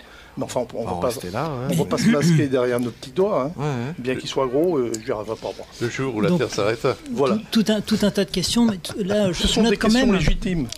Claude, là, tu viens d'éclaircir un petit peu le mot intelligence. On a parlé d'intelligence, on a parlé de reconnaissance, on a parlé d'intelligence. Oui. Alors, on est obligé, finalement, quelque part, on a parlé aussi de survol. On n'a pas d'ailleurs évoqué, j'étais un petit peu étonné, le fait que quelques semaines avant qu'ils perdent, entre parenthèses, un vaisseau à quelques kilomètres d'une base aérienne, celle où il y avait d'ailleurs nos bombardiers nucléaires américains juste avant à la fin de la Seconde Guerre mondiale. Les bombardiers qui sont partis bombarder Hiroshima et Nagasaki, donc qui étaient passés par Roswell. Donc on n'a pas évoqué le fait que vraiment le hasard était vraiment exceptionnel. Donc, alors la question qu'on peut se poser maintenant, c'est est-ce que effectivement nous nous trouvons dans une relation par laquelle nos, entre parenthèses, intelligences extérieures, moi j'aime bien le mot, j'avoue, société extérieure. Tout le monde n'est pas d'accord, mais est-ce que nous sommes dans une relation telle que ces visiteurs-là, entre parenthèses, cherchent à nous influencer pour prendre un certain nombre de décisions et qui fait que, bon, voilà. Est-ce que nous sommes dans une relation comme ça, à votre avis? Qu'en pensez-vous? Est-ce que ce projet est un projet pédagogique? Et là, on peut sournoisement faire entretenir ce qui s'est passé, parler de ce qui s'est passé dans le passé. Donc, certains émettent l'idée que les religions, que les systèmes de connaissances magiques et même scientifiques seraient issus d'un tel projet pédagogique, dans le sens où de temps en temps on nous donnera un coup de pouce pour faire avancer les choses, dans le bon sens, espérons-le, ça reste à démontrer. Mais ce coup de pouce étant donné par les supports que nous avons connus, c'est-à-dire la religion, les systèmes de croyance, quels qu'ils soient, et le système scientifique, et on pourra en parler un autre jour, mais le système scientifique est bien un système de croyance comme un autre. Un simple détail, par exemple, on sait très bien que le catalogue des maladies psychiatriques, par exemple, qui est établi aux États-Unis par l'université de psychiatrie de je ne sais plus quelle ville, est établi par des réunions de psychiatres, de professeurs évidemment, professeurs psychiatres, qui participent à un vote. Autrement dit, le catalogue, on en a parlé d'ailleurs sur cette radio aussi, dans une autre émission totalement différente. Je ne me souviens pas de tout. C'est le Psychiatric Disease Manual. D'accord.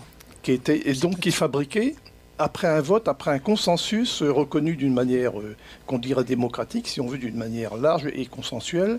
Donc on voit aussi là une extrémité de la science qui prend des formes bizarres et quelquefois injustifiables.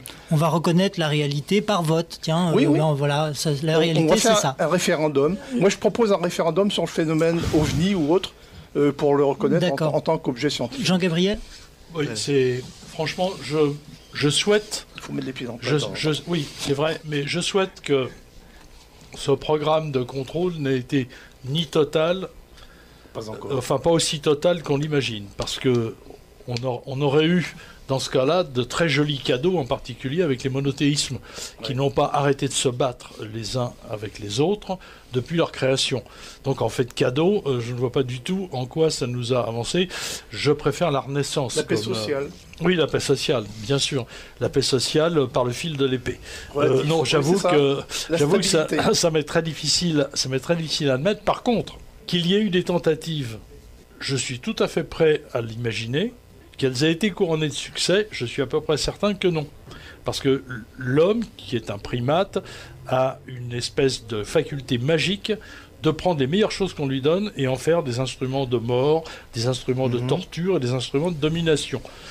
Donc, on n'est peut-être pas de très bons élèves. Mais cette discussion nous amène quand même vers quelque chose d'assez original que je me souviens pas avoir traité sur l'antenne encore. Peut-être que ça a été le cas, mais plutôt que de dire visiteur, pourquoi ne pas dire propriétaire observateur de nous locataires. Je n'ai pas souvenir d'avoir entendu encore cela sur l'antenne, mais cette discussion pourrait nous amener dans cette direction-là. Si on parle d'une population, si c'est une population beaucoup plus ancienne, pourquoi pas propriétaire de ce bout de caillou et observateur de ses locataires. Alors là, je pense, Alessandre, vous faites état, vous évoquez la théorie du zoo. Or, j'ai tendance à éviter cette théorie tout simplement parce que je pense, peut-être à tort, et ça on verra plus tard, ou je verrai jamais sans doute, mais on peut légitimement proposer que justement cette science qui est tellement en avance sur nous, par ces manifestations dont on a tous les jours, je dis bien tous les jours la preuve finalement, pour ceux qui veulent ouvrir les yeux, est obligatoirement suspendu, je cherche le terme français, sustain, comment on pourrait dire Soutenu par. Voilà, merci. Soutenu par. De temps en temps, je pense autrement. Soutenu par une éthique, par une morale. Et à ce moment-là, peut-on imaginer des gardiens de zoo avec une morale qui serait avancée de quelques millions d'années sur la nôtre? Est-ce que nous sommes des objets finalement? Parce qu'on peut dire que les animaux d'un zoo, à ce niveau-là, ce sont des objets. Est-ce que nous sommes considérés par des objets par rapport à cette intelligence? Est-ce que cette théorie ne nous choque pas à tel point qu'elle nous ferait sortir de ce nombrilisme humain et que du coup on n'ose pas l'étudier parce que cela voudrait dire que nous ne sommes que des bêtes de laboratoire? Jean-Gabriel Grellet. Oui, j'ai beaucoup réfléchi à ce problème. Je pense qu'on a tous réfléchi à ce problème. Oui. Et je pense que les choses ne sont pas aussi simples. D'abord, je pense qu'effectivement, on a essayé peut-être de nous civiliser à plusieurs reprises, mais on a été... En tout cas, ce sont les traditions. Les traditions lui disent, tel civilisateur est arrivé, je préfère ça que propriétaire, parce qu'il faut complètement être absurde pour devenir propriétaire d'animaux comme nous, d'animaux dangereux, alors qu'on a des robots. Les robots ne se mettent pas en grève, les robots ne se mettent pas à devenir fous du jour au lendemain pour se détruire les uns les autres. Donc, je refuse. Il faudrait être absurde. Ce serait absurde d'essayer d'être nos propriétaires. Vous avez eu le succès de la télé-réalité tout de même. Voilà. Mais ceci dit, je pense qu'effectivement, on doit même imaginer que n'importe quel groupe intelligent, je m'excuse, va avoir un certain nombre de règles, ne serait-ce que pour cohabiter les uns avec les autres, et pendant un certain temps, probablement assez long. L'amiral Pinon a de très bonnes idées sur ce sujet-là. Je pense que c'est assez intéressant et assez convaincant. Ceci dit, j'espère que si ces supérieurs inconnus ont une morale, j'espère qu'ils vont se la garder. Alors là on sort. J'ai pas du tout l'impression qu'elle nous sera applicable. Là on sort du sujet. Enfin, ce que je veux dire c'est que là on est dans les hypothèses de ce qu'il pourrait penser, ce qu'il pourrait vouloir. On se détend. Nous sortons donc du travail d'étude. On fait de la sociologie fiction. Exactement, de ces phénomènes. Est-ce que pour reprendre les deux en même temps, est-ce que vous avez étudié, messieurs, au-delà des survols de base, des survols de groupements, de la NASA, etc., est-ce que vous avez étudié les contacts, ou en tout cas ceux qui se disent contactés, et les messages qui ont pu être apportés? Je sais que là, on sort de la tôle. Mais... Je crois que Marie-Thérèse Dobras saurait beaucoup mieux pour parler de ça. Néanmoins, il faut voir une chose. Il semblerait que les messages, entre guillemets, aient tout à fait suivi les inquiétudes générales des Américains, c'est-à-dire que quand ils avaient peur des bombes atomiques, c'était une menace tout à fait réelle, il était tout à fait légitime d'avoir peur.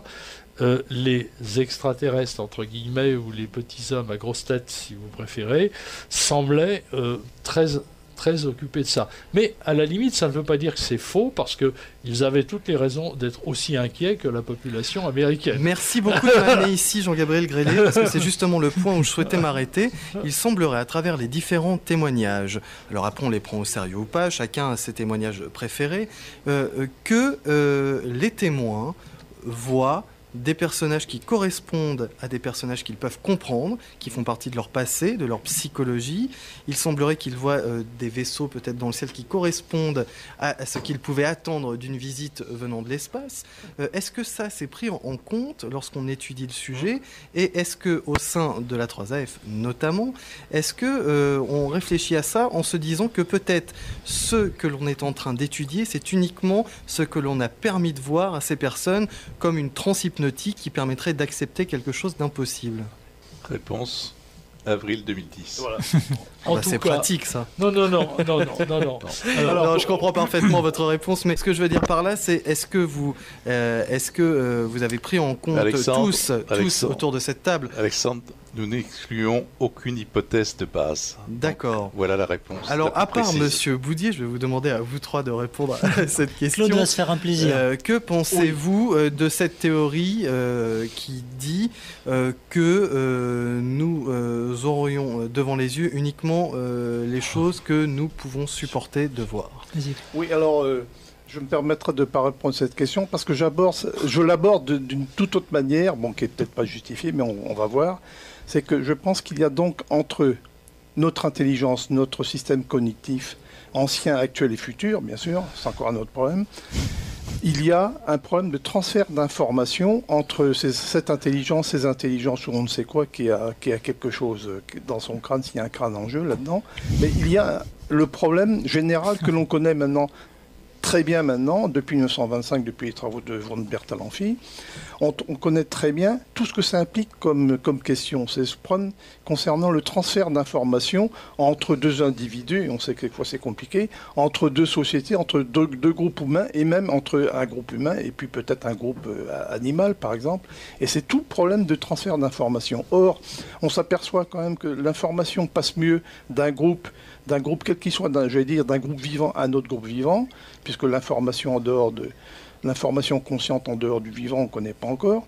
Même les robots ne sont pas encore assez perfectionnés. Mais à ce moment-là, il y a un premier problème qui est celui de transfert de l'information à moindre frais et donc d'adaptation des psychismes qui est au moins une adaptation minimum entre les psychismes, l'émetteur et le récepteur. Et à ce moment-là, on conçoit très bien que si on veut nous faire comprendre quelque chose, nous transmettre quelque chose, les intelligences ou l'intelligence en question ne va pas trop loin en avant de nous parce que ce serait totalement incompréhensible, le transfert d'informations serait totalement impossible.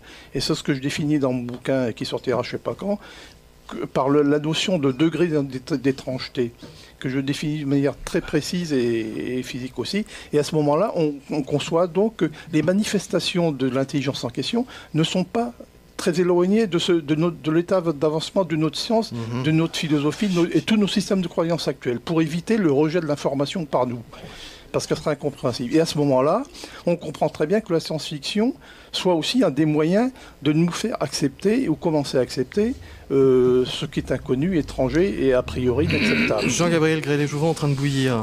Je m'excuse Jean-Gabriel. Hein. Oui, un petit peu, je boue un petit peu parce que ça, on voit ressortir toutes les théories des sociopsychos. Et ça fait rien. Tu sais ce que je veux dire, non, mais le problème n'est pas là. Le problème, c'est que précisément à la 3AF, nous nous intéressons à des choses qui sont détectables, factuelles, par nos radars en particulier, mais pas seulement, parce que et puis nos radars, il y a autre chose que des radars pour détecter les objets qui se promènent dans la haute atmosphère. Par ailleurs, il y a eu effectivement des messages implicites. Un message implicite, il n'a pas besoin d'être compris par une psychologie particulière, et même la psychologie plutôt frustre des responsables américains après la Seconde Guerre mondiale a très bien compris que quand tous les endroits où on étudiait les bombes atomiques étaient survolés, ça voulait dire quelque chose. Ça veut dire quelque chose d'extrêmement simple, et il n'y a pas besoin d'adapter le dessus, c'est-à-dire nous savons où vous êtes. Nous savions implicitement ce que vous faites. Le message a été compris ou pas? Et le message, il était compris tout de suite. Surtout quand il désactive 17 CIE sur 19. Voilà, ça, alors là, c'est les messages transactionnels qui sont compris par tout le monde. Alors, si on reste sur le message, moi j'aimerais qu'on s'arrête encore un petit peu là-dessus, et j'en profite pour mieux comprendre le travail de cette commission spéciale au sein de la 3AF. Est-ce que vous vous interdisez d'aller dans certains secteurs? Par exemple, là, on parlait de messages, hein, d'accord? Moi, je parlais d'abductés, notamment, et une pensée pour Marie-Thérèse de Brosse, bien sûr. Je recevais sur cette antenne, il y a quelques temps, Francine Blake. Francine Blake, qui est spécialisée dans les crop circles, et qui, elle, voit dans les crop circles un message, presque une quête spirituelle d'avancement de l'être humain. Là, on peut parler de messages, c'est ce qu'elle pense, et on a fait une très longue émission, et intéressante d'ailleurs, sur le sujet. Est-ce que au sein du 3AF, vous allez vous permettre d'étudier les crop circles ou d'autres sujets, hein, je parle des crop circles comme d'autres, mais ou est-ce que vous restez vraiment sur un sujet donné, donc on parle des données radar, des objets, etc. Ok, Alexandre. Plusieurs choses. Comme je vous l'ai dit, nous n'excluons absolument rien. Ça, c'est le postulat de base. En ce qui concerne les crop circles, c'est effectivement une question qui se pose furieusement, j'allais dire, à l'ensemble de ceux qui recherchent d'une manière professionnelle le phénomène. Bon, sur le fait que les crop circles, on a vu comment ils sont réalisés par certaines vidéos absolument breathtaking, à couper le souffle. Il y a un seul crop circle qui m'a absolument pas tétanisé, mais bluffé. Chez Bolton, non? C'est celle ou celui où, comment dirais-je, sur le champ, qui a été, comment dirais-je, travaillé par les boules. Il y a la double hélice ADN ARN. Tout à fait. Alors là, on peut être paranoïaque, mais ce genre de témoignages, d'observations et de photos est absolument bouleversante au propre figuré. Voilà ce que je peux vous dire. Et pour terminer, comme je vous l'ai dit, les crop circles feront normalement partie de la deuxième étape de nos réflexions à partir d'avril 2010. C'est très intéressant, c'est pour ça que je voulais que vous répondiez à cette question, parce Avec que plaisir. Le problème, c'est qu'on n'a pas vraiment d'institut pluridisciplinaire. Chacun étudie de son côté toutes ces choses, et c'est pareil en tout, hein, pas que sur le phénomène des objets volants non identifiés, tout le monde reste dans son coin. Là, vous allez vraiment tout lier et en sortir donc des réflexions. Absolument. D'accord, c'est très intéressant. Absolument. Oui, Jean-Gabriel ? Je peux rajouter que l'analyse des tiges et la façon dont elles ont été courbées a déjà fait l'objet d'études extrêmement approfondies et extrêmement petites, très minutieuses, et ça va certainement continuer. D'autre part, un des derniers crop circles dont j'ai eu la chose, là, il est relativement simple. Il indique les 10 ou 12 premières décimales du nombre pi. Oui, il y en a eu un aussi en France, là, récemment, à côté de Centrale, qui était très intéressant. On peut le trouver sur le site d'Anne Moreau. Voilà. Bon, alors, ça, bien entendu, ça fait partie de réflexion. Voilà. Hein. Certainement, avant, les évocations transcendantales que peuvent provoquer, parce que n'importe quel mandala peut provoquer, et peut aider quelqu'un à se mettre en méditation, par exemple. Je n'irai pas atteindre Dhyana parce que l'état de vacuité est très difficile à atteindre. Il vaut mieux pas trop stimuler avant d'atteindre l'état de vacuité. Mais après tout, pourquoi pas un crop circle? Il était très intéressant, et pour terminer avec ce que nous disait Francine Blake justement sur ce travail spirituel lié au crop circle, elle disait: autour de chez moi, là où j'habite, il y en a énormément qui apparaissent. Presque tout le temps au même endroit, d'ailleurs, des lieux d'énergie, bref. Et elle nous disait, c'est très intéressant parce que la plupart des gens ne les voient pas. Alors qu'ils sont là, ils sont bien présents, mais ils ne les voient pas. Intéressant. Je vous laisserai là-dessus. Vous êtes à l'écoute de Radio Ici et Maintenant, 95.2, l'émission La Vague d'OVNI. Vous écoutez Radio Ici et Maintenant, 95.2, l'émission La Vague d'OVNI.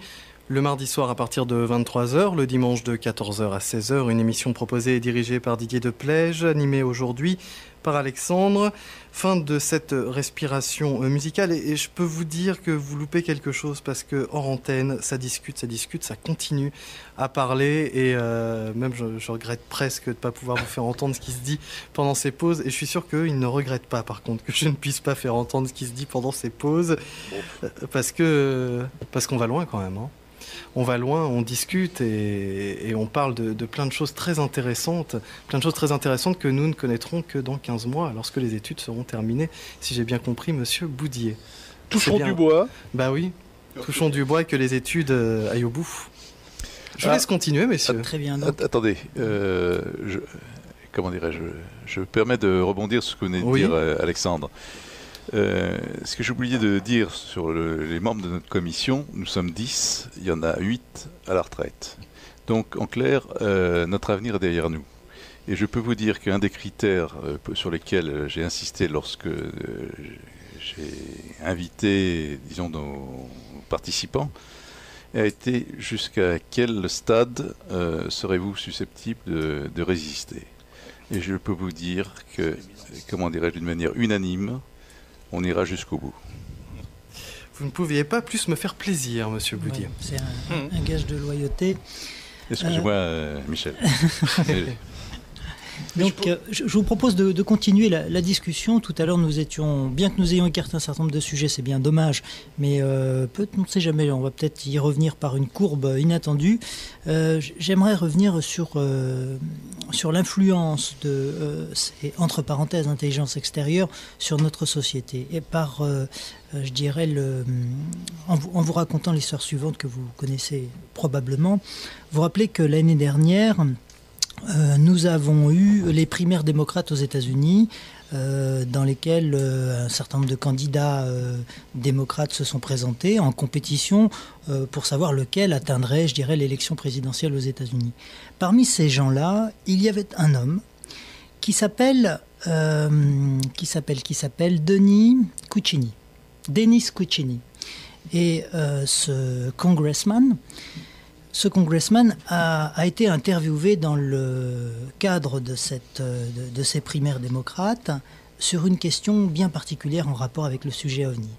Pourquoi ? Parce que quelques mois auparavant, Shirley MacLaine, une actrice, danseuse, chanteuse, écrivain, très célèbre aux États-Unis, mais aussi ailleurs grâce à ses livres, avait indiqué dans son dernier ouvrage que Denise Kuchini, à l'occasion d'une visite chez elle, alors qu'elle n'était pas là, c'est la marraine de sa fille, Denise Kuchini a été à un moment donné attirée sur la terrasse et est entrée en contact avec une observation OVNI de forme triangulaire, avec un objet de forme triangulaire en sustentation, en apesanteur au-dessus de la maison.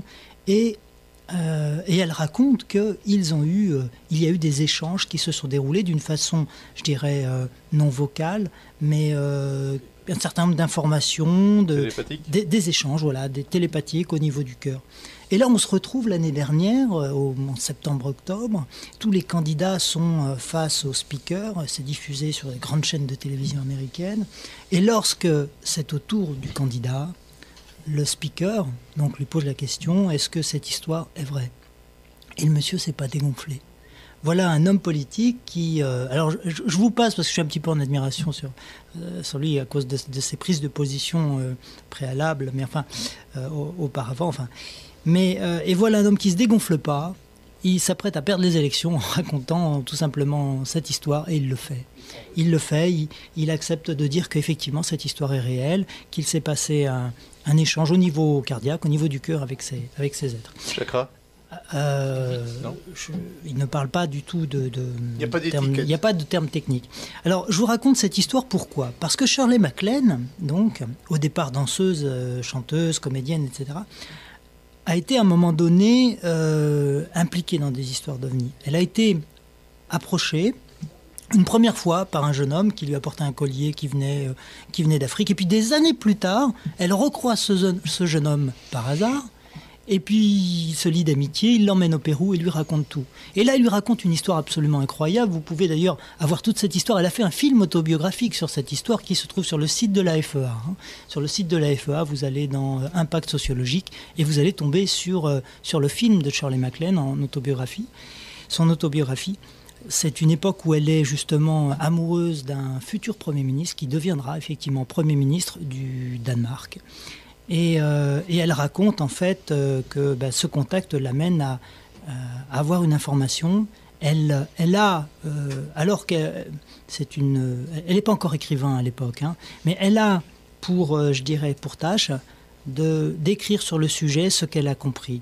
On lui demande, alors ses intelligences, entre parenthèses, lui auraient demandé, par l'intermédiaire de ce jeune homme, d'écrire, simplement d'écrire. La situation est assez difficile à l'époque. Bon, vous verrez bien, quand vous verrez son autobiographie, elle se fâche avec lui, etc., parce que elle comprend qu'elle a l'impression qu'il la prend pour une folle, il essaie de monter peut-être une secte, ou enfin qu'importe. Mais bon, il se trouve que cette demoiselle, enfin cette dame, écrit des livres, les vend en dizaines de milliers, voire centaines de milliers d'exemplaires partout dans le monde. C'est traduit en japonais, c'est en français, enfin dans tous les pays. Et donc c'est une personne qui va avoir un impact très fort sur la population. Et là, on n'est pas dans un gouvernement. Alors, est-ce que vous connaissiez cette histoire et est-ce que vous êtes d'accord avec moi sur le fait qu'il y a quand même des influences qui ne passent pas par nos gouvernements? Alors, j'admets que ces influences peuvent se produire, mais elles sont très difficiles à démontrer. Je dois dire qu'une fois, j'ai été assez surpris. J'ai 2 jeunes femmes qui sont venues me voir à la suite d'une conférence que j'avais faite, à Pau, dans le Midi. Et après avoir fait quand même beaucoup de difficultés, elles m'ont confié une liasse d'une 12aine de feuilles qu'elles écrivaient sous écriture automatique, c'est-à-dire que l'une d'elles entendait dans sa tête et dictait à haute voix à sa camarade qui prenait rapidement. A priori, je m'attendais à trouver à peu près n'importe quoi, et en particulier des approximations plus ou moins philosophico, ce qu'on veut. Religieuse. Or, j'ai été très très surpris de voir des choses que, en tout cas, ni l'une ni l'autre de ces jeunes femmes que j'ai rencontrées assez longtemps pour m'en persuader n'auraient pu inventer. Donc, elles ont reçu quelque chose. Et parmi ces choses, je vais vous en citer une parce que celle-là m'a beaucoup frappé. On leur a dit, de toute façon, l'homme devrait comprendre que sa seule éternité se situe dans l'instant présent. Je vois très très mal ces 2 jeunes filles, dont l'une était sténodactylo et l'autre shampouineuse, inventer ça. C'est inconcevable. Voilà. Donc je dois dire que je suis très ouvert sur ce sujet-là. Et s'il y avait d'autres, d'autres informations matérielles de ce genre-là, parce que c'est une information matérielle. Ce sont des fiches manuscrites que j'ai naturellement conservées, etc., qui peuvent être étudiées. Donc, et je dois dire ensuite que si la possibilité d'intervention directe sur les esprits existe, je pense que ça diminue beaucoup les interventions physiques avec... en tout cas, ce ne sont pas les mêmes probablement, s'il y a eu effectivement des interventions physiques. C'est tellement plus facile. Et en plus, les gens qui sont récepteurs ne s'en aperçoivent pas toujours. C'est donc efficace. J'ai écrit un certain nombre, ou j'ai commis un certain nombre de livres, suivant la façon dont on les regarde, et certains d'entre eux, qui ne s'intéressaient pas particulièrement au sujet OVNI, certains passages ont semblé s'écrire d'eux-mêmes. Quand un écrivain apprenti, comme je suis toujours, arrive à sortir 12 pages où il n'y a pas une correction à faire, où le style, et en plus, où tout semble couler de source, eh bien, je l'avoue, posé aussi des questions. Jean-Gabriel Modeste, excuse-moi. Comme certaines partitions de Mozart, quand tu regardes la partition originale de Così fan tutte, tu tombes par terre parce que tu vois que c'est écrit d'une traite, il n'y a pas de rature. La musique est sensationnelle, tout le monde la connaît, elle est transcendante cette musique, et il n'y a aucune hésitation. Quand on regarde cette partition, on voit bien que celui qui a écrit ça, il n'avait que, je ne sais plus quel âge, c'était un genou, un petit gamin. Oui, eh bien, il n'y a pas de rature, il n'y a pas d'hésitation, c'est écrit d'une traite. Et quand on parle d'écriture automatique, je pense que légitimement, on peut l'évoquer pour Mozart et d'autres aussi, Bach, c'était pareil. Alors, la Passion sous Saint-Jean, c'est pareil. Il n'y a pas de rature. Je tiens à ce qu'il soit bien clair que je ne parle pas au nom de la commission dont je fais partie, et que finalement, il est rare que je cède à des aveux de ce genre, mais finalement, il n'y a pas de honte à dire. J'ai l'impression qu'une partie de mes livres semble s'être écrit, disons, assez facilement par rapport à l'apprenti écrivain que je suis. Voilà, c'est tout. Ça prouve peut-être rien. C'est peut-être une muse qui était debout derrière moi et qui m'a soufflé dans l'oreille, je ne sais rien. Donc, a priori, nous sommes tous d'accord sur le fait qu'un certain nombre d'influences sont possibles. Mais là aussi, je reviens très rapidement, 15 secondes s'il te plaît, sur le problème de transfert de l'information, parce que l'information n'est valable qu'en fonction du niveau de l'organisme qui reçoit cette information. Donc la moitié de l'information, c'est celui qui l'émet, et l'autre moitié, si on peut dire, c'est celui qui la reçoit. Et à ce moment-là, c'est selon la sensibilité de celui qui reçoit, et prend une valeur ou pas. Tout à l'heure, j'ai eu l'impression, dans notre échange, tu voulais intervenir sur Non, pas du tout. J'ai eu l'impression dans notre échange que finalement, nous avions écarté la possibilité d'influence extérieure sur, par exemple, notre économie, notre politique. Est-ce que je me suis trompé ou est-ce qu'il pourrait éventuellement... Alors, bien entendu, je ne suis pas un économiste, je ne suis même pas un historien, mais je dois vous dire, par exemple, que la fin de l'opposition Est-Ouest, que personne ne pensait pouvoir se terminer autrement que dans un conflit extrêmement dur, c'est fini d'elle-même avec pratiquement Gorbatchev, si je me souviens, et Reagan dans les bras l'un de l'autre. Et personne, aucun politologue, aucun spécialiste d'aucune sorte n'aurait imaginé une fin pareille à l'affrontement des deux groupes. Ça, quand même, c'est curieux. Donc c'est une moitié de réponse. C'est une moitié de réponse. Et les accords SALT ? C'est pareil, les accords SALT, on a l'impression que les deux ennemis mortels sont finalement en train d'être les meilleurs amis du monde et sont d'accord sur tout. Ils exécutent... De même dans les textes du droit de l'espace que j'ai signalé, je ne me souviens plus dans lequel de mes livres, les textes du droit de l'espace que vous pouvez vous procurer dans la collection Que sais-je. Oui, je fais de la pub à la concurrence. J'ai peut-être pas le droit. Si, bien sûr que si. Eh bien, dans les textes du droit de l'espace, vous allez voir jusqu'où les Russes et les Américains coopèrent dans un climat presque de fraternité réciproque, j'ose pas parler d'amour, mais en tout cas d'amitié éternelle, pour signer les mêmes textes. Et c'était en 67. Et s'interdire, par exemple, d'essayer les bombes atomiques sur la Lune. Ils préfèrent les essayer sur Terre, où ça pollue et ça fait des dangers. Enfin, c'est très dangereux pour nos descendants qui ont du césium radioactif dans les os. Mais sur la Lune, jamais. Mais en nous disant ça, pardon, vous nous dites quoi, Jean-Gabriel? Relisez, peut-être vous tirerez les mêmes conclusions que moi.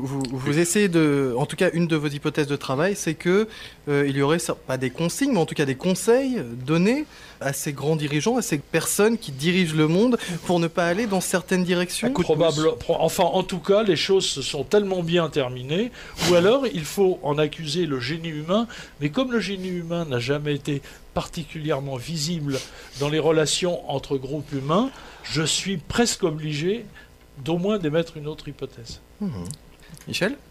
Est-ce que nous sommes arrivés au... Non, moi je peux rester encore toute la nuit si vous voulez, ça me passionne cette émission. En fait, on a une troisième partie. Est-ce que... écoutez, je propose que d'ores et déjà, oui, on se prenne un rendez-vous sans date, évidemment, mais pour une prochaine émission, parce que c'est véritablement passionnant. Et puis surtout, ça permet de faire travailler son esprit à toutes sortes d'hypothèses et à revenir la prochaine fois encore plus fort. Et puis à dialoguer avec les autres surtout.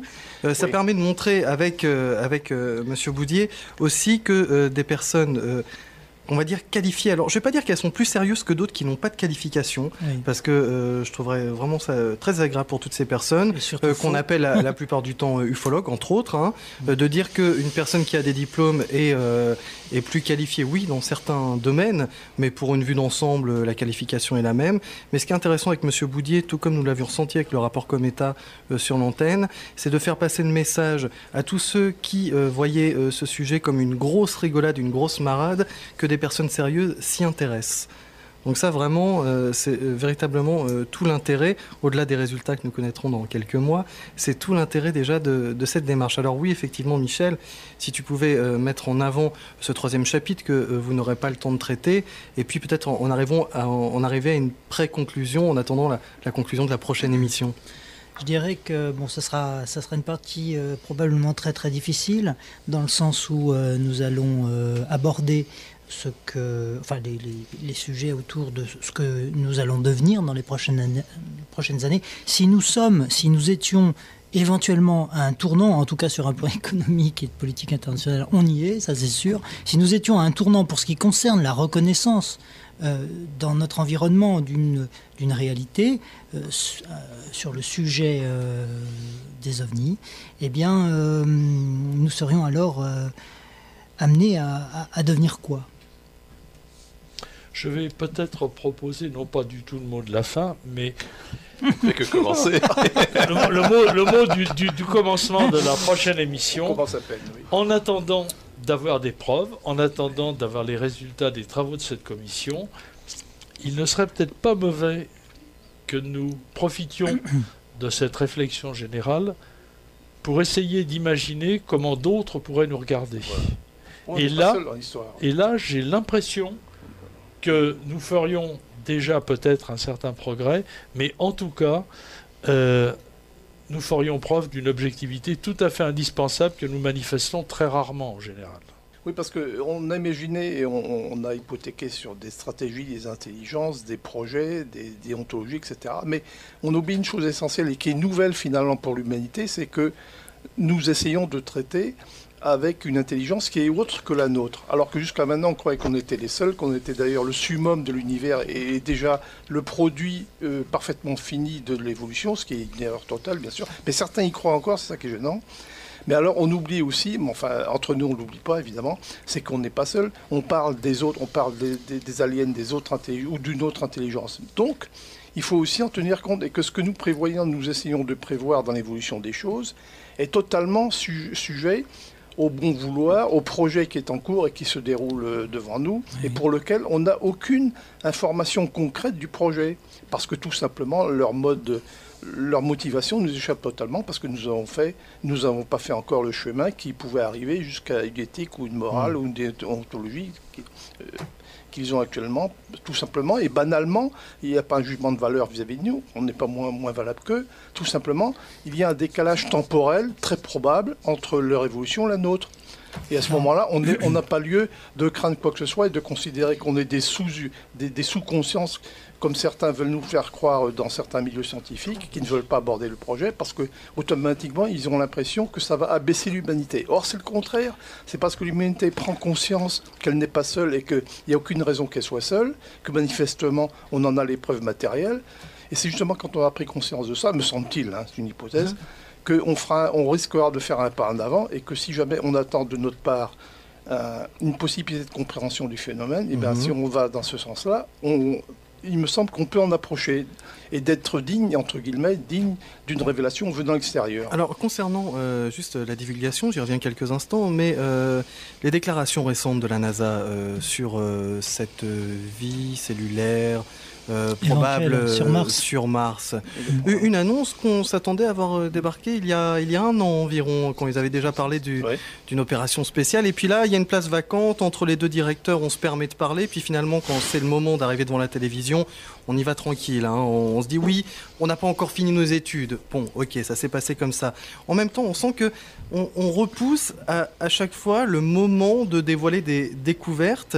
Et est-ce que la divulgation n'est pas là ? Est-ce qu'on ne peut pas parler de calendrier à ce moment-là, quand on refuse de dire une chose qu'on connaissait peut-être ? Alors attention, je mets des guillemets, mais peut-être il y a déjà un an ou deux, parce qu'on sent que la NASA s'est retenue un certain temps. Il est certain qu'on nous cache un tas de choses. Ça, c'est tout à fait certain. Et il n'est pas nécessaire de faire appel à des agences non humaines pour en acquérir la preuve.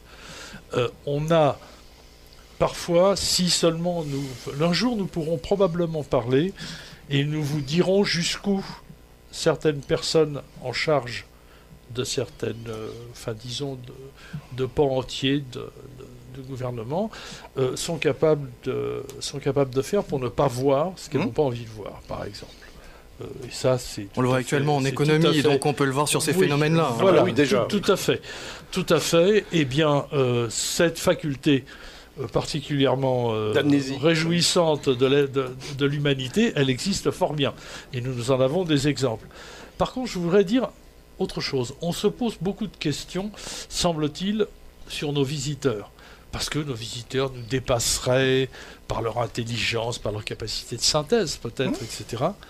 Eh bien, si l'humanité a vraiment envie de prendre un coup de vieux et d'avoir un gros coup de complexe d'infériorité, relisez les mystiques, relisez Maître Eckhart, relisez Weineng. Et là, vous verrez, or cela enseignait il y a presque 1000 ans. C'est ça. Mais aussi, si jamais il y a un contact ouvert, je demande qu'une chose, si jamais un message peut passer, n'est-ce pas? On fait de la sociologie fiction.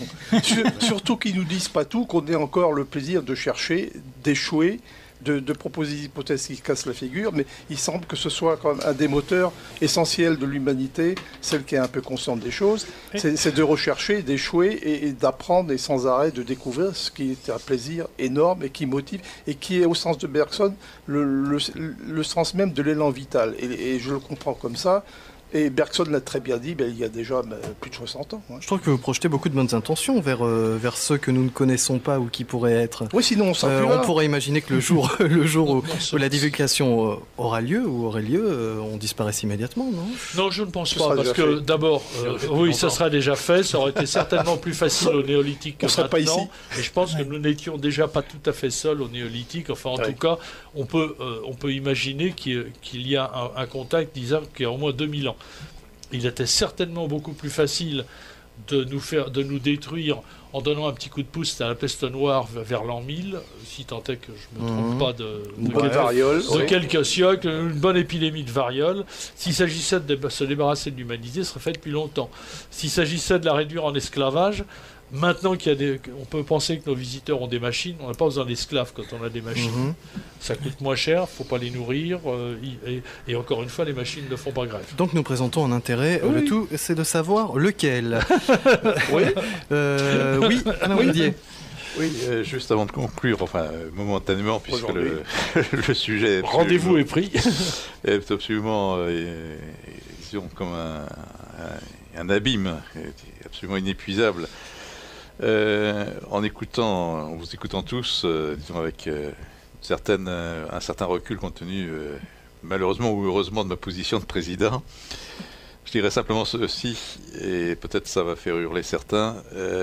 Si Jacques Monod, dans sa tombe, nous avait écouté, était capable de nous écouter, il se retournerait dans sa tombe. Ah, c'est pas probablement. Oui. Non, il tournerait sa veste comme certains sont en train de le faire actuellement. C'est vrai, parce qu'il est intelligent. Donc, il regarde d'où vient le vent et puis il tourne la veste en fonction. Je ne cite pas des noms, tout le monde les connaît. Alors, le hasard ou la nécessité. Pour conclure, Michel, je laisse la parole à Michel Ribardière pour conclure, messieurs. Avant tout, je vais remercier tout le monde d'avoir rendu cette rencontre possible, Radio Ici et Maintenant, sur le plan matériel, et puis nos trois amis qui sont là. C'est vrai que c'est un moment très agréable. On a parlé de choses qui lancent les passions. Quelquefois, on est à la limite de se couper la parole, etc. Tellement on s'emporte.